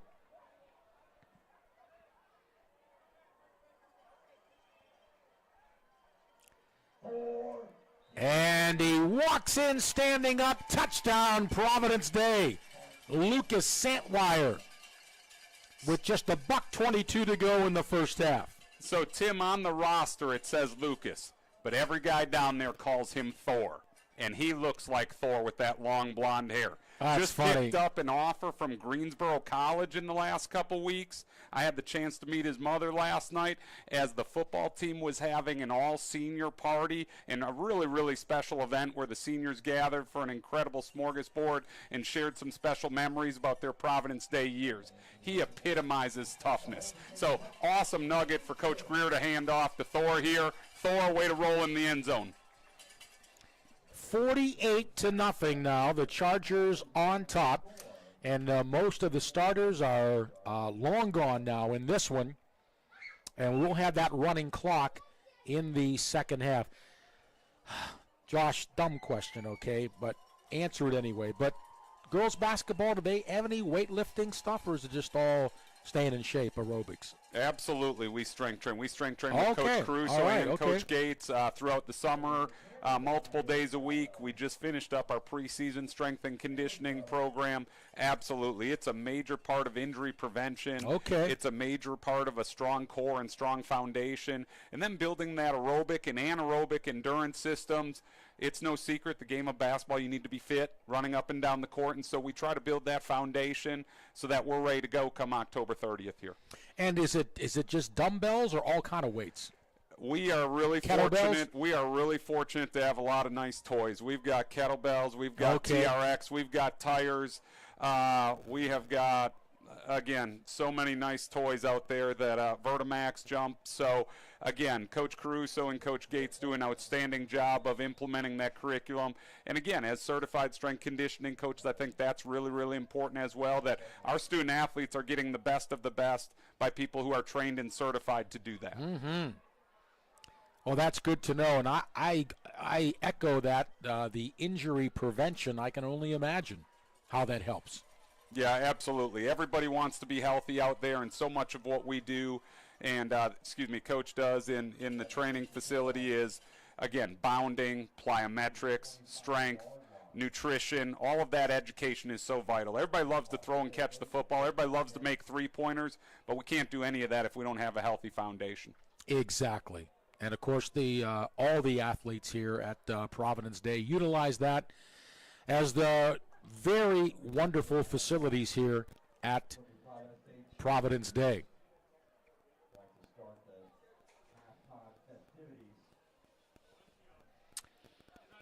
That's one of our people that logged on here, Josh. Hunter Loeffler is the punter, and the person said, Hunter the punter. It's pretty cool. How come I didn't think of that? I didn't either. Good for you. That was J Money Win said that. And if you haven't given us a shout out on the chat, please do so. We'd be happy to give you a shout out here on our Providence Day live stream telecast. I'm Tim Donnelly with the play-by-play. longtime varsity girls basketball coach Josh Springer, but he knows a lot about athletes no matter what sport. Josh is our color analyst, and Zach Kahn, student at Providence Day, is our broadcast booth engineer. Running to the right side, this is quarterback Troy Logan. He'll scamper for about 5 as we're coming down to the last minute of the first half.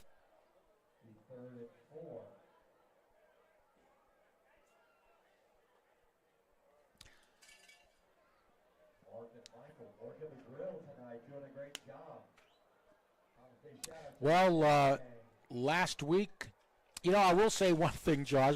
So many of the Chargers games have been blowouts this year. Even though we didn't win, it was kind of fun to see a competitive game last week. It was, no doubt about it. I know when we talk about our basketball season, we have 30 games, and often faculty and friends on campus will say, okay, let me know a close one because I want to come to one that's really, really competitive. Mm-hmm. And we've got plenty of those this year. But again, I think as fans, just in general, we love this when everybody gets to play and everybody gets to have great stats and go home, have a great dinner with the family. But obviously, as athletes and as coaches, the ones that really are memorable are the ones when you go toe-to-toe against somebody that forces you to bring out your best. Mm-hmm. Exactly. I mean, even as a tennis player, when I play doubles or even singles, I don't like it when you win a lot, you know what I mean? You'd rather have some competition where you really got to see what you can do. How about pickleball, Tim? Are you into pickleball? You know that a lot of people, I've been playing tennis for 30 years, and a lot of people have been asking me about pickleball, and I guess I should give it a try. But, the thing I'm afraid of is playing the pickleball and the tennis in the same week. Like, how do you go back and forth, and you're hitting a wiffle ball, and now you're hitting a real ball, and does that mess you up? That's kind of the only negative. But I guess I should give it a try. How about you? I love pickleball. Okay. And I don't need to worry about your issue because I'm horrible at tennis. Oh, my ground strokes are nothing to write home about. But I will tell you, growing up, my dad beat me about 7,200 games of ping pong.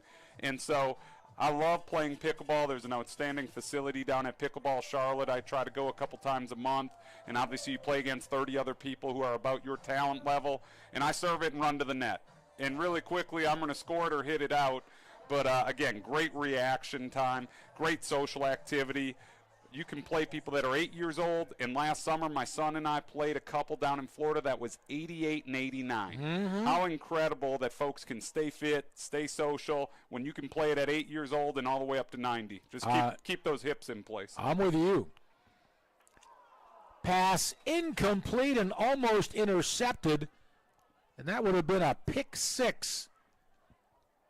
Nearly intercepted, number 15, Cairo Skanes. Cairo Skanes almost picked it off. And 13 seconds to go here.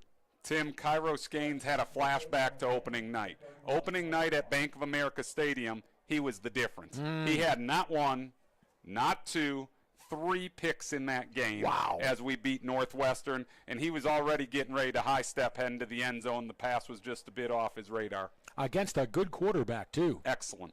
Yes. So Charlotte Latin turns the ball over on downs, so the Chargers here with just 13 seconds remaining is my guess is they'll just run it out here. I wouldn't bet on it. Okay.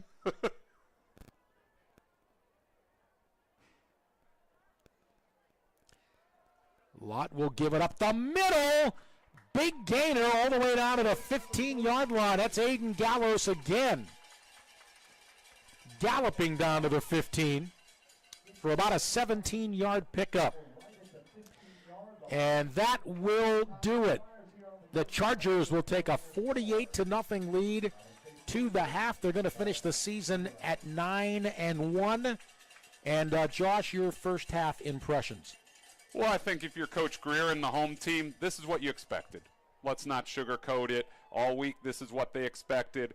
They wanted to come out fast. They wanted to come out and execute. Coach talked to me about wanting to get the ground game going. Klein We didn't quite get the running game production we wanted a week ago, and Coach talked to me about, hey, we want to get Klein going early and often in the first quarter. That happened. Then that opened up some things in the passing game. You saw Gordon getting involved. You saw Himes getting involved. You saw Goodwin get a pass over the middle. And so everybody got their touches. You got Jaden, a couple nice passes. And so I think Coach Greer walks in at halftime saying, guys, great job, way to be focused. We didn't turn the ball over, and we've had turnover issues the last couple weeks. This is what it should look like at halftime.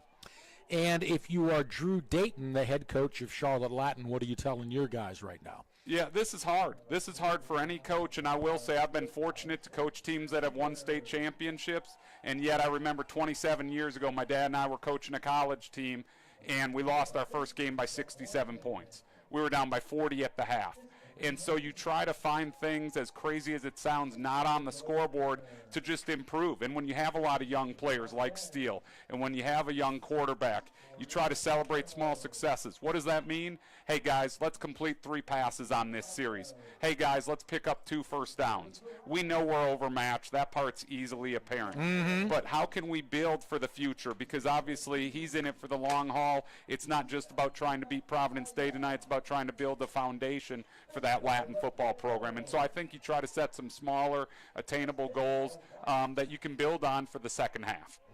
Yet again, these young skill position players of Charlotte Latin are going up against some good talent, and they're showing a little bit. I think that's going to blossom a little bit for them next season. So Drew Dayton does have that to look forward to. So quickly as we recap, and Josh, don't go away yet, 4 touchdowns in that first quarter for the Chargers. A 1-yard run by Ian Klein, a 40-yard touchdown run by Ian Klein, a 75-yard touchdown run by Jalen Himes, and then a 35-yard touchdown pass, and the Chargers led 28-0. Tim, I got to give a shout-out right here to our cheer team. They're performing right now. We've got 8 seniors. I ran into them this morning, and I said, ladies, what's on the docket? And they said the seniors designed and choreographed the cheer for halftime tonight. They have their big competition tomorrow. They informed me the 8 that were dressed in white for the whole first half are the 8 seniors. And obviously they've got a whole lot to cheer about. But I will tell you as a basketball coach, and I know Coach Greer would say the same, they are an integral part of our game. They are an integral part of our entertainment on Friday nights, on Tuesday nights. Ladies, thank you for all your efforts. Best of luck tomorrow in your competition. And, Josh, let's not forget, too, these ladies are athletic. Just don't stand out there waving a pom-pom. They have tremendous athletic skill. Absolutely. I can't even reach down and touch my toes. And so watching some of the athleticism, the flips, the splits, it's an outstanding performance. And on one more nugget for our other sports teams this weekend, shout out to Coach Ryan Harper and our tennis team. Our tennis team is playing for the state championship tomorrow at Country Day as the number 2 seed. I'm confident in the ladies. Go bring it home. Sounds good to me. Sounds good to me.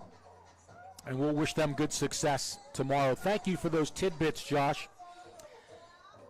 So in the second quarter, 40-yard touchdown pass from quarterback Jaden Davis to Channing Goodwin. And the Chargers increased their lead. Then an 18-yard touchdown run from Brody Barnhart. And then 34-yard, or I should say a 1-yard touchdown run from Lucas Santwire. And that gave the Chargers that 48-0 lead that they now enjoy. Well, I'm Tim Donnelly with a play-by-play. We are joined by Josh Springer, the very successful and long-time head football coach, head girls basketball coach, I beg your pardon, here at Providence Day. Josh, listen to this. Okay, you've been here for 17 years right now. So tell me what you think about your first senior class are now 35 years old. That's incredible. Go put your try to wrap yourself around that, right? 18-year-olds and now 35 years old. Probably mothers and wives and everything else. Well, Tim, I will tell you, we had the good fortune that first year. I got hired in '07, and Barb Nelson did an incredible job for 20-plus years laying the foundation here at PD girls basketball. And so I got the job, and our seniors that year were Brittany and Whitney Edwards, Eleanor McMillan, and Emily Joy. And we won the state title that year by 25-plus, and I'm going to tell you, we should have, because that chair could have coached us to a state title. We had 3 ACC players in our starting 5 with Brittany and Whitney Edwards and Janae Johnson, and Brittany and Whitney's dad, Blue, had played in the NBA forever. But to your point, this is what was really special. A year ago at our Providence Day Super Scrimmage, Brittany and Whitney came back. Wow. And I hadn't seen them in a decade plus. And so winning games is great. Winning conference championships, winning state titles is awesome. But those relationships, and like you said, they're not kids. When those young ladies came back, they had just moved back to Charlotte, and the fact that they wanted to come watch Providence Day girls basketball play, and they shared some nuggets with our bright-eyed 14, 15, 16, 17, 18-year-old girls, that's what it's all about. Oh, yeah. Josh, when I was broadcasting the live stream of your semifinal game last year, Aaron Whaley's dad came and said hello. And, I remember Aaron, it was her and another gal, I can't remember her name, but they were the big stars that year. And Aaron went on to Vanderbilt, but then she transferred out. But, yeah, her dad came and was watching the game. Yeah, Aaron Whalen and her parents, Joe and Jackie, they come to games all the time. And Aaron, I will always say on record, is the best shooter, pure shooter of the basketball I've ever been fortunate to coach. She went on to Vanderbilt, and she's playing professionally in Spain and has played in New Zealand. She finished up at Dayton, actually, got a couple degrees there, led the Flyers to the NCAA tournament before graduation. Okay. Came to our PD Girls Basketball Camp of Champions this summer and did a shooting clinic for our girls in the morning. And so, again, those relationships are priceless, just having the young ladies come back and to pour into the next generation of Chargers. That's awesome. Those are great stories. And, Josh, for you, yes, your primary job is to make them better basketball players, but I know you've invested a lot in their lives as far as them to be more successful women. And, well, that must be something to sit at home and think of all the ladies that came through here and not only the impact you've had on them in basketball, but as people. And that's a thing that really lasts, too. Yeah, it's our staff. David Russell has been with me 17 years. He's the rock in our program. I say all the time, one of the best communicators I've ever met. Nicole Okubanjo has been with me 16 years. She's a ball of energy everywhere. Played at Baylor University. Amanda Brooks has been with me over a decade. And you talk about those relationships, those three, and it trickles all the way down through our JV and middle school coaches as well. But obviously I spend the most time with those three. They are paramount and just remarkable at cultivating relationships with the kindergartners on campus, the 4th graders, the 8th graders, with our alumni. And so I owe a huge, huge amount of credit to David, to Nicole, and to Amanda for all that they do in our program. And again, just fostering those relationships, whether the kids have a great game and score 30 points or whether they foul out in the first 5 minutes, they know we love them and care about them, not just today, forever. Wow, halftime's going pretty fast here. We're visiting with Josh Springer, who's our color analyst today, but is the very successful and long-time head girls basketball coach here at Providence Day. Josh, you are involved a lot here with the Fellowship of Christian Athletes program, and boy, PD's got a great program for interested students. And tell us about that and what you guys do on a monthly basis. Yeah, Providence Day has a plethora of affinity groups all over campus, and one of my roles is to serve as the advisor for the middle school, although I help with the upper school as well for Fellowship of Christian Athletes. Lee Taylor, the voice of the Chargers, who everybody's hearing tonight out there, has spearheaded the upper school Fellowship Christian Athletes. And then our head varsity girls field hockey coach, Michelle Garrity, a student here, now a coach here, program head. The three of us oversee the Fellowship of Christian Athletes organization here as advisors. And we've got almost 250 students in middle school and high school as active participants. And you asked about some of the monthly activities. We kick off each month with a prayer at the patio the first Wednesday of every month. And the first Friday of every month we have a keynote speaker. We've had former NFL players, NBA players. A year ago we had Manny Ahome, the founder of Samaritan's Feet, come speak to our team, to our FCA organization. And so it's just an awesome way for folks that are interested in combining sports and faith to get involved there. I commend you and Lee for being involved in that, and I was privileged to speak there last year as well. Great group of students. Middle school we did one, then we did one for the upper school, and it was awesome, Josh. Keep up the good work in doing that. Okay, Zach, can you hit us off for a few minutes? And guess what I'm going to do, folks? In the third quarter, Mr. Josh Springer is going to transition from a color analyst to a play-by-play announcer. How about that? So we're going to let Josh do a little play-by-play here in the third quarter and get his feet. I mean, hey, I'm not just here for the students. I'm here for the teachers and the coaches to spur them on because Josh is an upcoming guy. So mute us for a couple of minutes, folks. We'll be about 5 minutes for the start of the second half.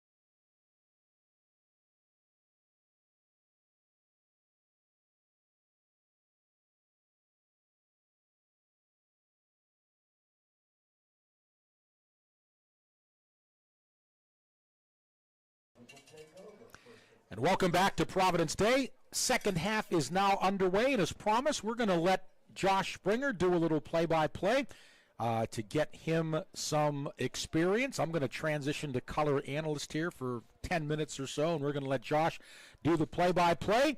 And so, Joe Buck, it's all yours. Locke gets the snap from the 37. Little swing pass out to Goodwin.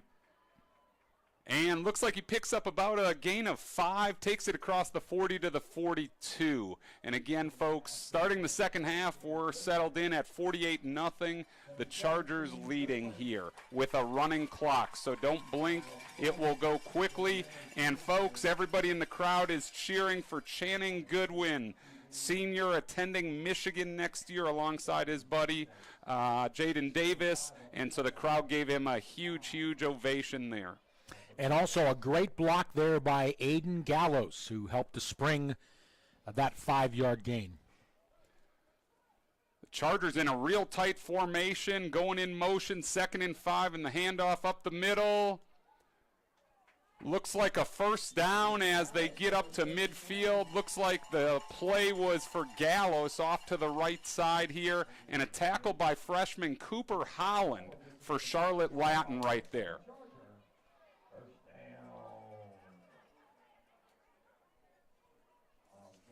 Josh, I only have one thing to say. Kevin Burkhardt, who? He's the #1 Fox crew, you know, with our Carolina Panthers. Absolutely. Greg Olson. Gallows again off tackle down the right sideline, picked up a gain of about 3. Nice job by the Latin defense. I like the pursuit on the play there. It'll be 2nd and 7 for the Chargers. Tackle made by Griffin Donnelly, number 33. Any relation to you, sir? No, I'm Dinelli with an I, so it sounds a little bit like it, though, right? Freudian slip. 2nd and 9 for the home team.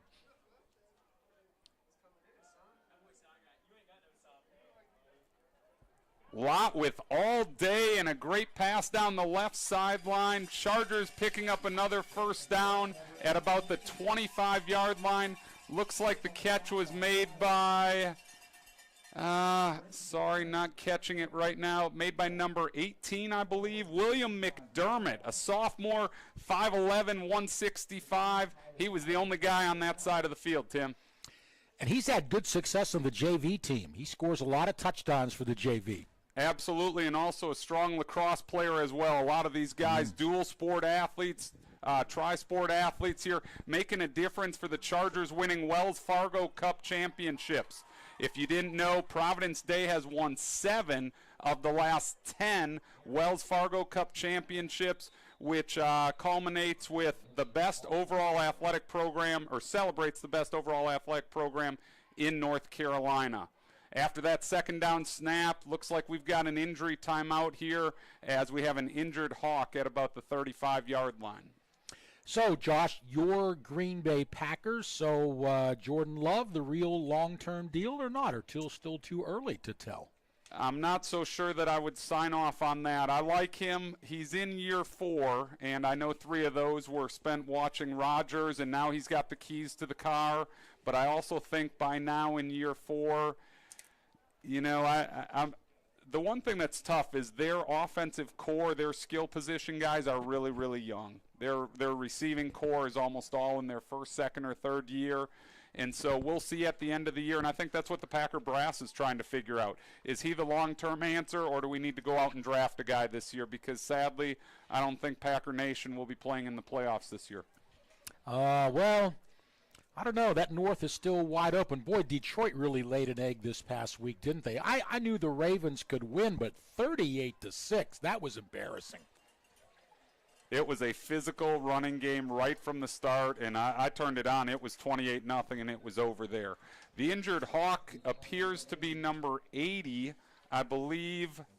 Matthew Flynn, a 6'3 sophomore, hoping he's okay. Looks like he walked off under his own power here. Well, that's good news.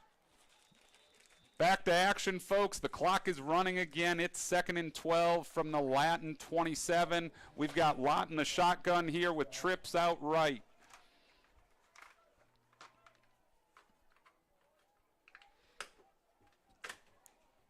Gallos in motion and a tough snap, and wide receiver screen out to the right goes out to Himes.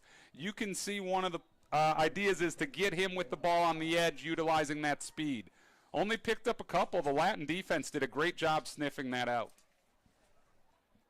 Tackle was made by Titus Ivory, number 15 for the Hawks. It'll be 3rd and 8.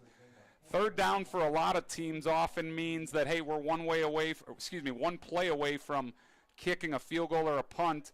Coach Greer's repertoire usually is, or his MO is usually to go for it on 4th down. I wouldn't see that happening tonight with the lopsided score. 3rd and 8 from the 23. Lott takes the snap and rolls out left. Beautiful pass on time for a Charger first down at the 10-yard line. Looks like the catch was made by McDermott again. McDermott. All right, I got to get to the eye doctor, get these eyeballs checked. I can't see on the far side there. No. That's why we got these babies. That's right. It's a long way down. There's nothing wrong with your eyes. 1st and goal for the Chargers. We're almost halfway through this 3rd quarter already, folks. It's going to be an extremely quick second half with the running clock. 1st and goal from the 10. We're having a little bit of troubles for the home team here on the center quarterback exchange. That wasn't quite what we drew up as a loss of about 18 back to the 28-yard line. Josh, as a coach, these execution type things, I guess when they go awry, drive you crazy, don't they? Well, yes, they do. However, then you step back and say, how many reps have these kids had? How many live game reps has the backup center had?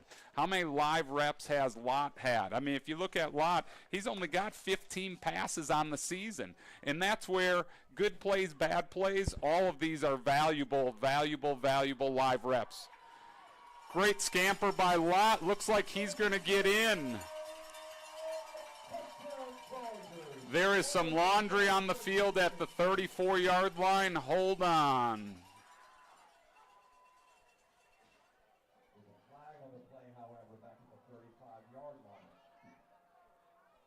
We are awaiting the call of the referee to see if this one will stand.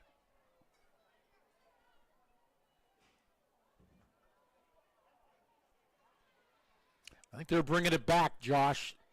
Man, I tell you what, it looked like the Red Sea parted over there for Saeed Lott. He just looked up and there was nothing but green grass ahead. Absolutely. Unfortunately, all for naught. And the scoreboard has us at 1st and goal. We were 1st and goal at the 10. 1st and goal, 1st and 10 now. I'm sorry, Tim. Beg your pardon. I believe our scoreboard's a little off there. Looks like we're at 2nd and a mile. 2nd and 40. So turn to page 7 of the playbook for all of the plays that we've got under 2nd and 40. Man alive, we got to get to Gastonia to get a first down. And Zach liked that one, didn't he, Josh? I might expect to see another wide receiver screen here. We're lined up in that trips right formation, and we've thrown a lot of those tonight. Gallos in the backfield to be the protector to make sure that defensive line doesn't get on Lott.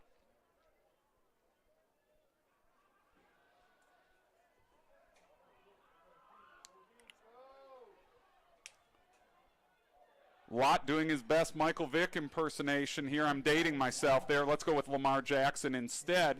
And does a good job of getting us back into manageable territory here. Tackle was made by number 2, Dallas Chapman from Latin. I'm impressed with Latin's defensive line the last couple plays here. They've done a good job collapsing the pocket from the edges. 3rd and goal from the 28, folks. Lott back to pass. Tipped at the 20-yard line. Nice play by number 32 from Latin, who is Miles Gathers, a 6'2 sophomore here. So now we've got 4th and a country mile from the 28. And just to let our viewers know, we have a running clock. The rule is 42 points. A team gets a 42-point lead. The clock runs in the second half. So that's why the quarter's been so quick. And, Josh, by the way, who is the backup quarterback in Green Bay? I should know the answer to that question, and I'm drawing a blank at the moment. But I know we've got Davis Dudley right here on to try a 45-yarder. And no good, wide left. I hate to say I don't know the backup quarterback in Green Bay. Jordan Love's getting all the reps there. I don't feel as big of a fan as I should be at the moment, Tim. You caught me with my pants down there. That's all right. Just one of our posters here just said, that says Clifford is the guy. Why would the Packers draft a quarterback when they have Clifford? The Penn State grad, and I know in preseason people liked him. Thank you for bringing that to our attention, and he may get some reps here in the second half of the season. I want to give a shout out to our Australian viewer Matt May once again, who you mentioned earlier, Tim, and I learned over the halftime from a text from Ellen Wingett that her husband Fred Wingett played with Matt there, and they were on the early 90s Providence Day State Championship football team there. So glad to see that connection in reunion 30 years later. Thanks to the Wingett family for tuning in, and Matt from way across the pond.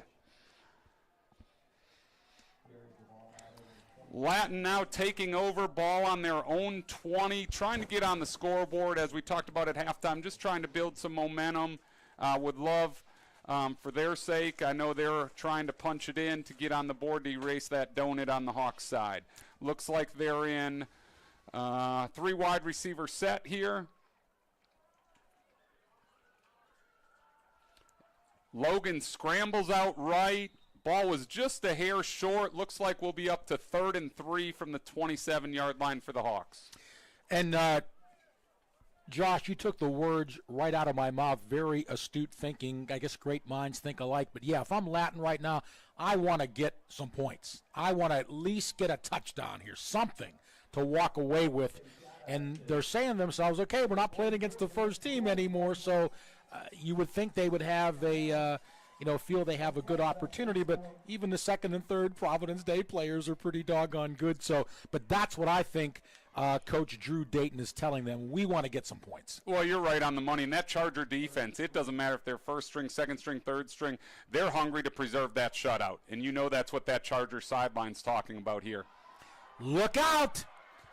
Logan escaping the pocket, and it looks like he may get the Hawks on the board. Touchdown, Charlotte Latin. And that'll be the final play of the third quarter.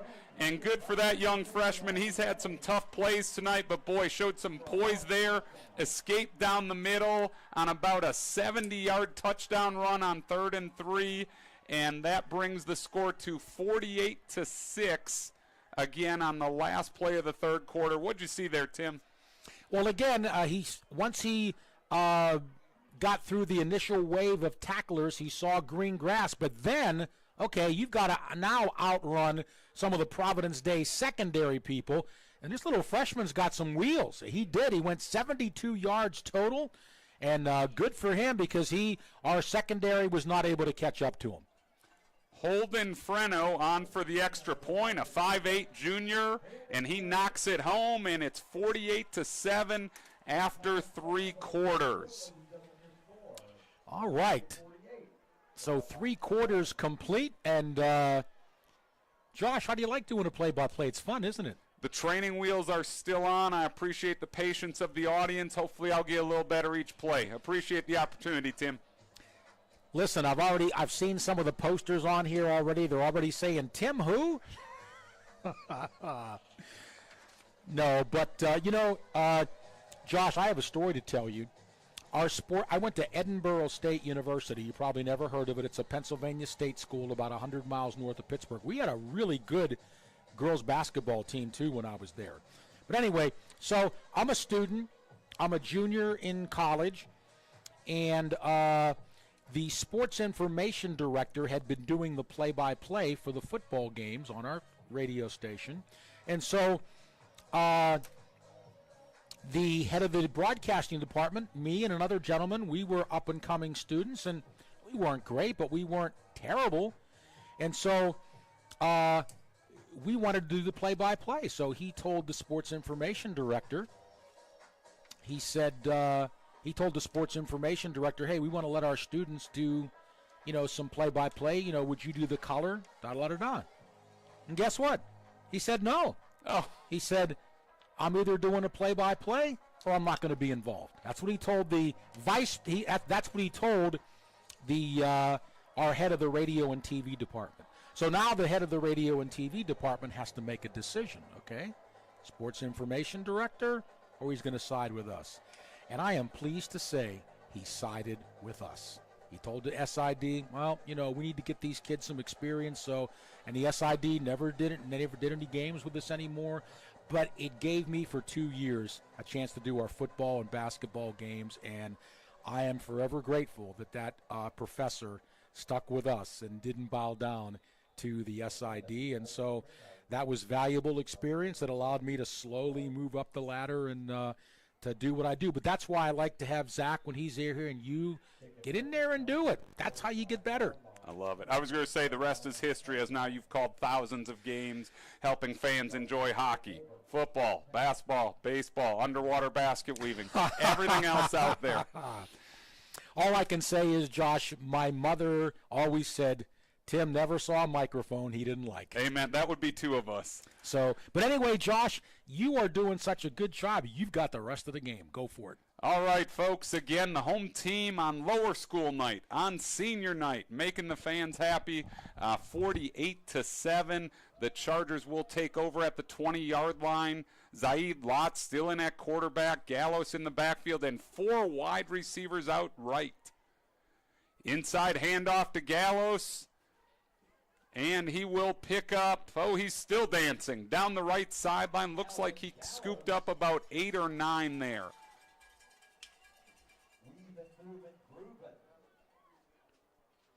Latin defense pushed him out of bounds. Looks like at about the 29, it'll be second and about, we'll call it 1.5 here. Again, the Chargers hoping to stay healthy the rest of this game. Will host a state quarterfinal game next Friday night right here, folks. And if they can pull that one out, would host a state semifinal game the following Friday, November the 10th. And then the state championship is Friday, November 17th. Looks like we've got a Latin player down with a cramp right here. We often see this happen late in ball games. And the clock is still running. Trainers hustle off the field. Chargers hustle back to the line. We'll call it 1st and 10 from the 36.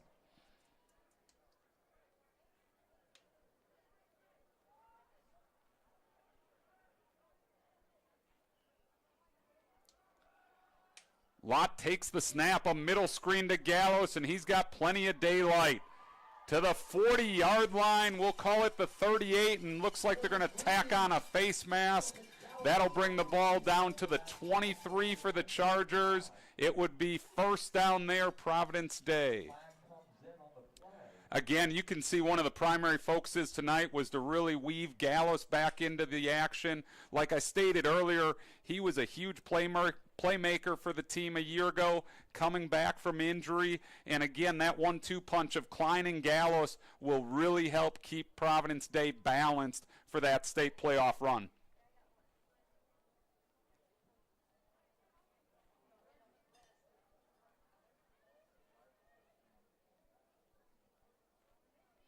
And the time ticks just about under 9 minutes here, folks, with the Chargers leading 48-7, comfortably in front over the rival Charlotte Latin Hawks.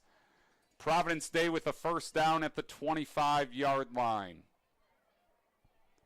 Checking into the backfield here, looks like number 46, Jack Criswell, a 5'6" sophomore getting some run.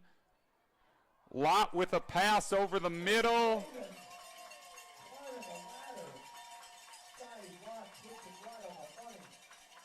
It is complete for a first down for the Chargers at the 14-yard line here.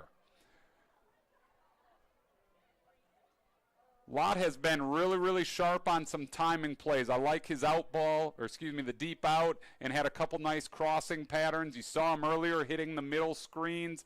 He showed some great versatility in his ball placement and arm strength. Handoff up the middle here goes to Criswell. He'll chug ahead for about 5. Handoff goes to number 46, Jack Criswell. Criswell exits the game. Number 47, Chase Bierman coming in. Running back and linebacker, a 5'5 freshman. And a fun anecdote, he lives around the corner from me. Incredible kid. Excited for him to get this opportunity. 2nd and 8 for the Chargers from the 12-yard line. 2nd and 8 for the Chargers. Lott back to pass with the pocket collapsing. And Latin does a great job of corralling him about the 10-yard line. That'll leave us with a 3rd and 6 for the Chargers. As the time continues to tick quickly, we are down to about 7 minutes in the final stanza here. 3rd and 6 for Providence Day, again from the 10-yard line. You will notice Providence Day rarely huddles. You'll see the quarterback and the line stare over at Coach Greer.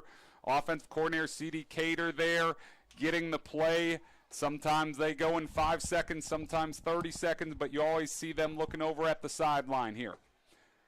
Pocket breaks down again, and Lott using his legs and waltzes into the end zone for the touchdown. Providence Day 54 and Latin 7. Well, you can tell Lott is really, really shifty with his feet.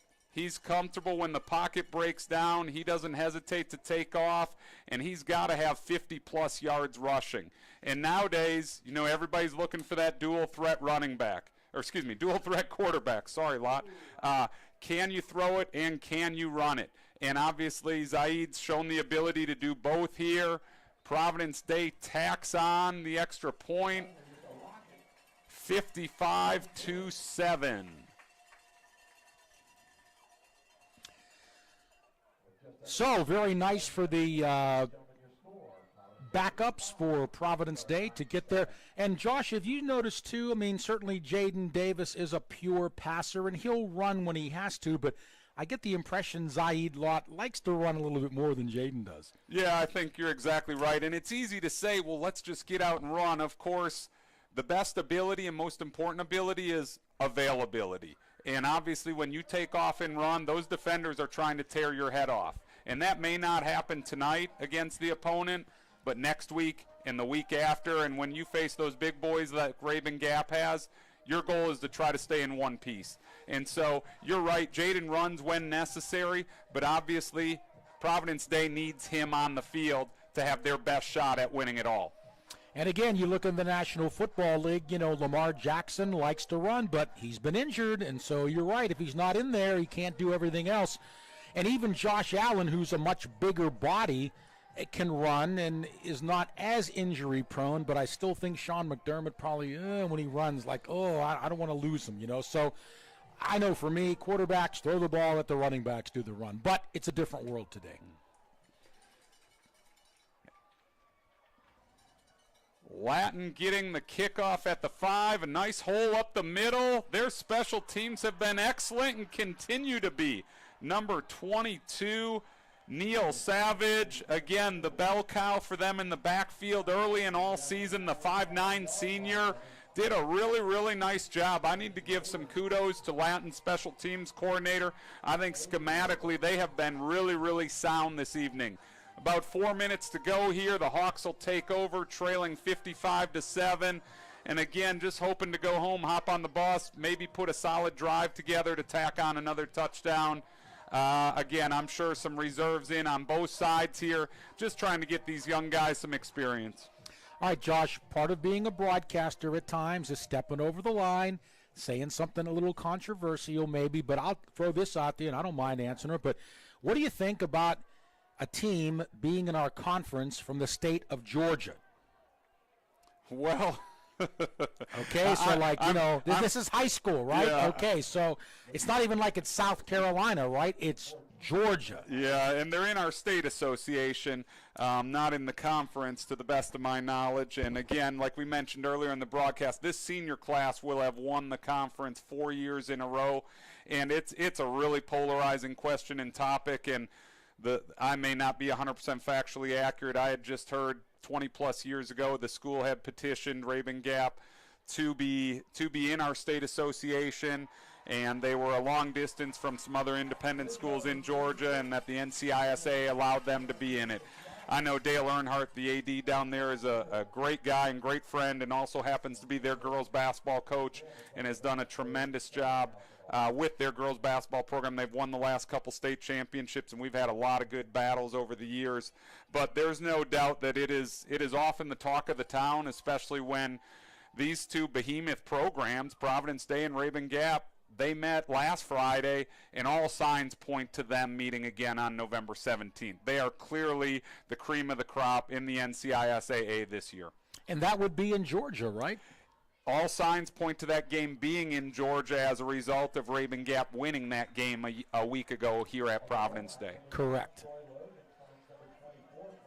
But again, and I'll say it, you know what I mean? But okay, I understand them coming in and looking for a place to play, but okay, how many Chargers fans are going to be able to go to that game, the state game, if it is there? If it is there. There's a lot of ifs yet. But okay, so how many guys can drive 3 hours or whatever it is and get there in time, right? Okay, so you see what I mean? It's like, for years, I mean, look at how nice it is with Country Day, Latin, Charlotte Christian, they're right down the road. Everybody can come and watch the game. So how are you going to do that? And I also say the same thing with Raven Gap when they come here, right? And do the same thing. It's unfair to their fans as well that they can't travel. There's got to be some league near them that they could get in. Again, I'm not criticizing anybody or anything. I'm just saying these are just legitimate questions, I think, that need to be asked. Sure, absolutely. And this is what I can say. I've coached the girls team here at Providence Day for 17 years. We've made one trip there in 17 years. And obviously their program, they know they travel here for the bulk of their games, and I believe it's 3.5, 4 hours. It's a good hike, no doubt about it. So, yeah, we're just under a minute, folks, and the Chargers tying a bow on a 55-7 victory here as quarterback Logan runs out of bounds for Charlotte Latin. Looks like it'll be about a 2nd and 6 from the 25. I want to thank you all. Tim Donnelly, incredible job tonight. Thank you for giving me a couple minutes on the mic here. Want to thank Zach, our incredible producer. Thank David Oliver and company for setting us up, making us look good. Thanks to all of you watching, listening on the stream tonight. Appreciate you supporting both of these schools.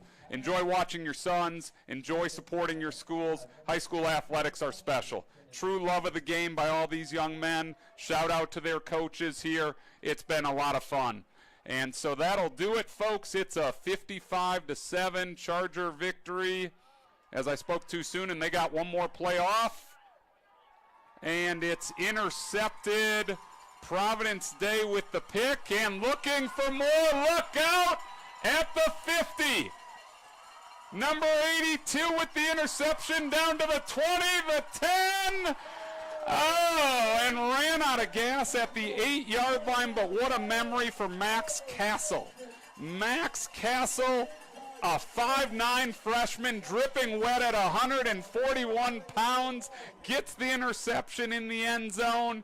And that'll do it, folks. No better way to end the game for Providence Day Nation. A 55-7 victory for the Chargers, wrapping up the regular season at 9-1, claiming another conference championship. And again, the Chargers will be right back here at 7 o'clock next Friday night, November 3rd. We are unsure of who the opponent will be at this time. The state seating meeting is on Sunday evening, but hope you can join us for next Friday, November 3rd, the following Friday, November 10th, if the Chargers can get a win, and then ultimately the state title game November 17th. Tim, would love to hear your closing thoughts on the game tonight. Well, first of all, Matt Castle, is he getting some oxygen down there? He looked like he was running out of gas there at the end. I don't blame him. I mean, he went about 90 yards, right? and almost took it to the house. Would have been nice for him, but hey, that's still going to be a great memory. Well, Josh, again, we're going to talk just for a couple minutes, and then we're going to try to preview a little bit about next week, even though we don't know who the opponent is. But first of all, I think it's great. Chad Greer had the guys up. There was no lingering effect at all from last week's defeat.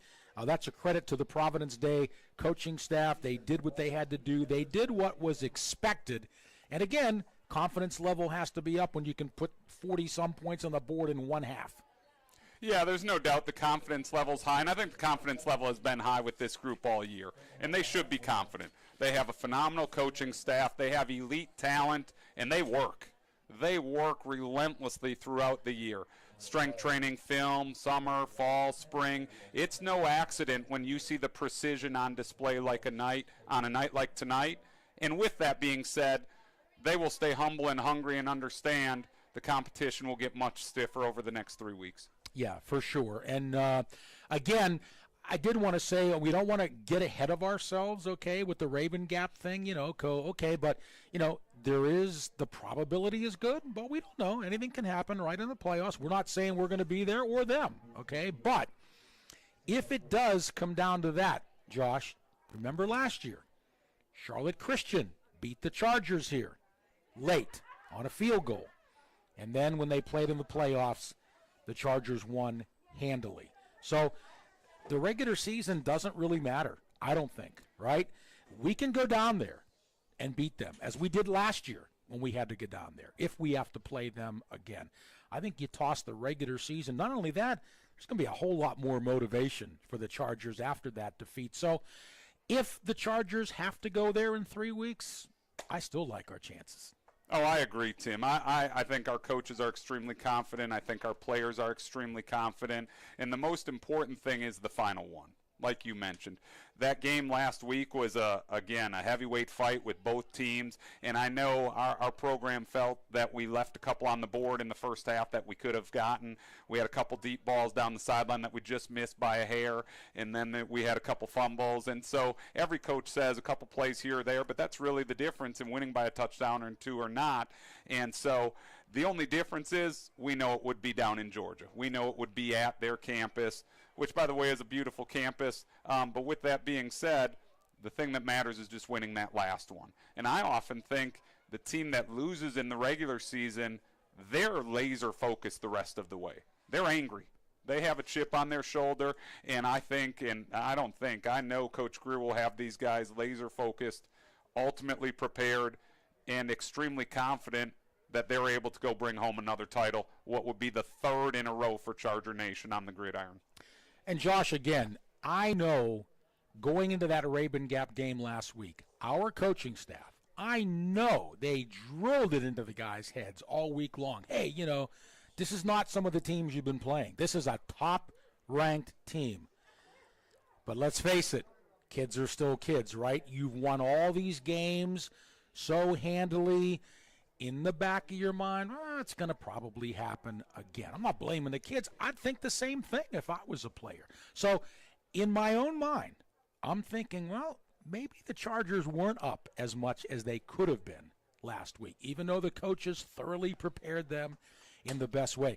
But if there is a rematch, you won't see that again. I guarantee, as you just said, they'll be laser focused and angry. Yeah, I don't know. The coaches could speak to how ready they were. I was at the game last Friday, and I thought both teams played great. I really did. I thought both teams competed. I thought it was a true heavyweight fight, and unfortunately, I thought we missed a couple deep balls, and then we had protection breakdown on a couple plays that were a couple turnovers. I didn't think we came out overlooking them. I didn't think we came out lackadaisical. I just thought it was two heavyweight football teams, and unfortunately on that night a week ago, they were better than us. That doesn't mean they will be next time or won't be. Again, I just think, and it's hard not to look ahead. I will admit, as a coach, I don't love it when people say, oh, well, when you play so-and-so in the state championship when you play or the conference championship or on January 15th, we want to and do respect every single team and coach on our schedule. However, my broadcaster hat right now, my broadcaster eyes, when you just look at the state football playoffs, Providence Day and Raven Gap, by all the metrics, all the records, all the stats, they're in a class of their own right now. They just are. And it's not very close. And so barring injuries, significant injuries, barring, again, some other setbacks, unexpected, it would be highly, highly unusual and a major upset if either one of these two teams are not playing on November 17th for all the marbles. I'm with you 100%. And again, Josh, I'm so glad because, see, that's really cool. I'm not a coach, but you are. But I appreciate that you can separate what a broadcaster needs to say and what a coach is thinking and doesn't want to say, right?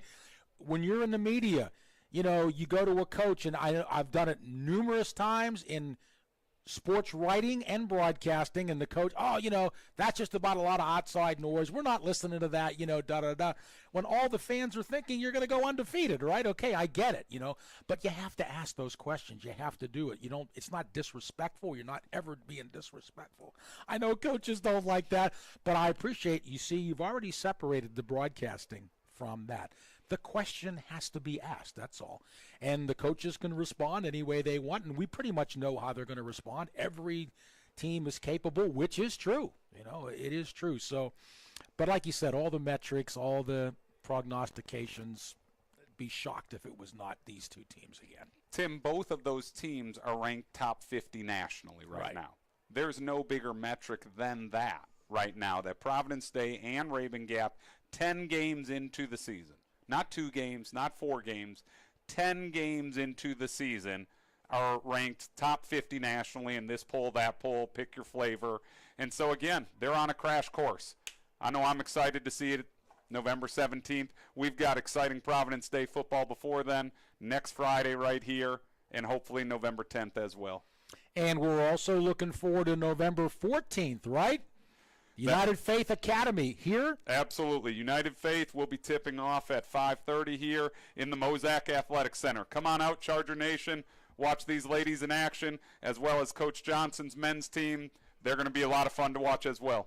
Yeah, and I'll tell you what, I know, Josh, he'll be ahead by 30 points in that opening game, and somebody will throw a ball behind somebody. He'll call a timeout with 10 seconds to go, and Tim will ask him after the game, Coach, why did you call that timeout when you're up by 30 points? You said, Tim, I asked the players to play the whole game. I have to coach the whole game.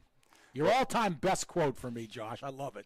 Well, that's true, but Tim, I don't know that we're going to be ahead by 30. I was just making a sample. That's all. Yeah. United Faith has a heck of a team and a program. I will say we are opening up with some huge heavy hitters and a couple really fun tournaments. Going to play in Jacksonville, Florida at Thanksgiving for an insider exposure event. Nice. Playing at Harrah's Casino right before Christmas in a big showcase event for our girls. But to your point, I will say our coaching staff tries to coach our young ladies no matter if we're up 30, down 30, up 2, down 2. And we're so blessed to have just awesome, awesome girls who really buy into that. It's not about me program philosophy. Yeah, and I love that, too. And by the way, when you go to that Harris thing, I'm putting 3-2 odds you guys are going to win it. I'm just joking, folks. I don't gamble, trust me. I don't do any of that. We have had a great time tonight, Josh. We've had so much fun. I know the game, unfortunately, wasn't a competitive game. And but I will say this in closing, I think Charlotte Latin has some good young players, and I think that if those players develop, they're going to win some games in the future.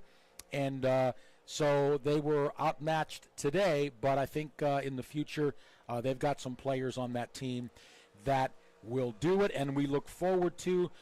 My guess is, and you know this from basketball, but the decisions will be made when? Tomorrow or Sunday? About who plays? Sunday. Those meetings happen on Sunday, and by Sunday evening, both of these teams should find out if they're in the playoffs, what seed they are, what the path to the title looks like. And so by Sunday evening, obviously you can check out the PDS Chargers Twitter feed, on X, social media platforms to keep up with all the excitement of Providence Day football moving forward. It's going to be exciting, and I think our Chargers are going to fare very well in the playoffs. So, well, that'll about do it for us here tonight. And Josh, I'm so glad you got to do some play-by-play that second half. I loved it. You're our new Al Michael, Sean McDonough, and Joe Buck all rolled into one. Yes, indeed.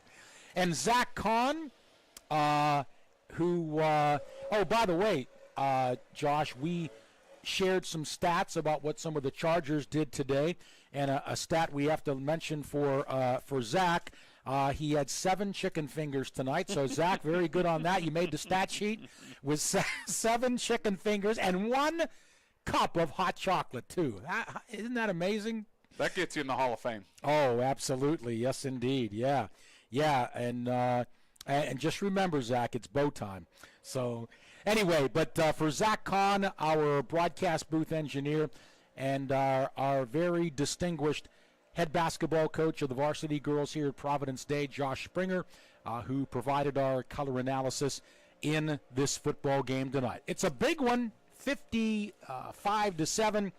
The Chargers win it. And so for Zach Kahn, Josh Springer, our athletic director, Nancy Beatty, and our sports information director, David Oliver, this is Tim Donnelly. So long, everybody, from Providence Day High School, and do keep America in your thoughts and prayers. Good night, everybody.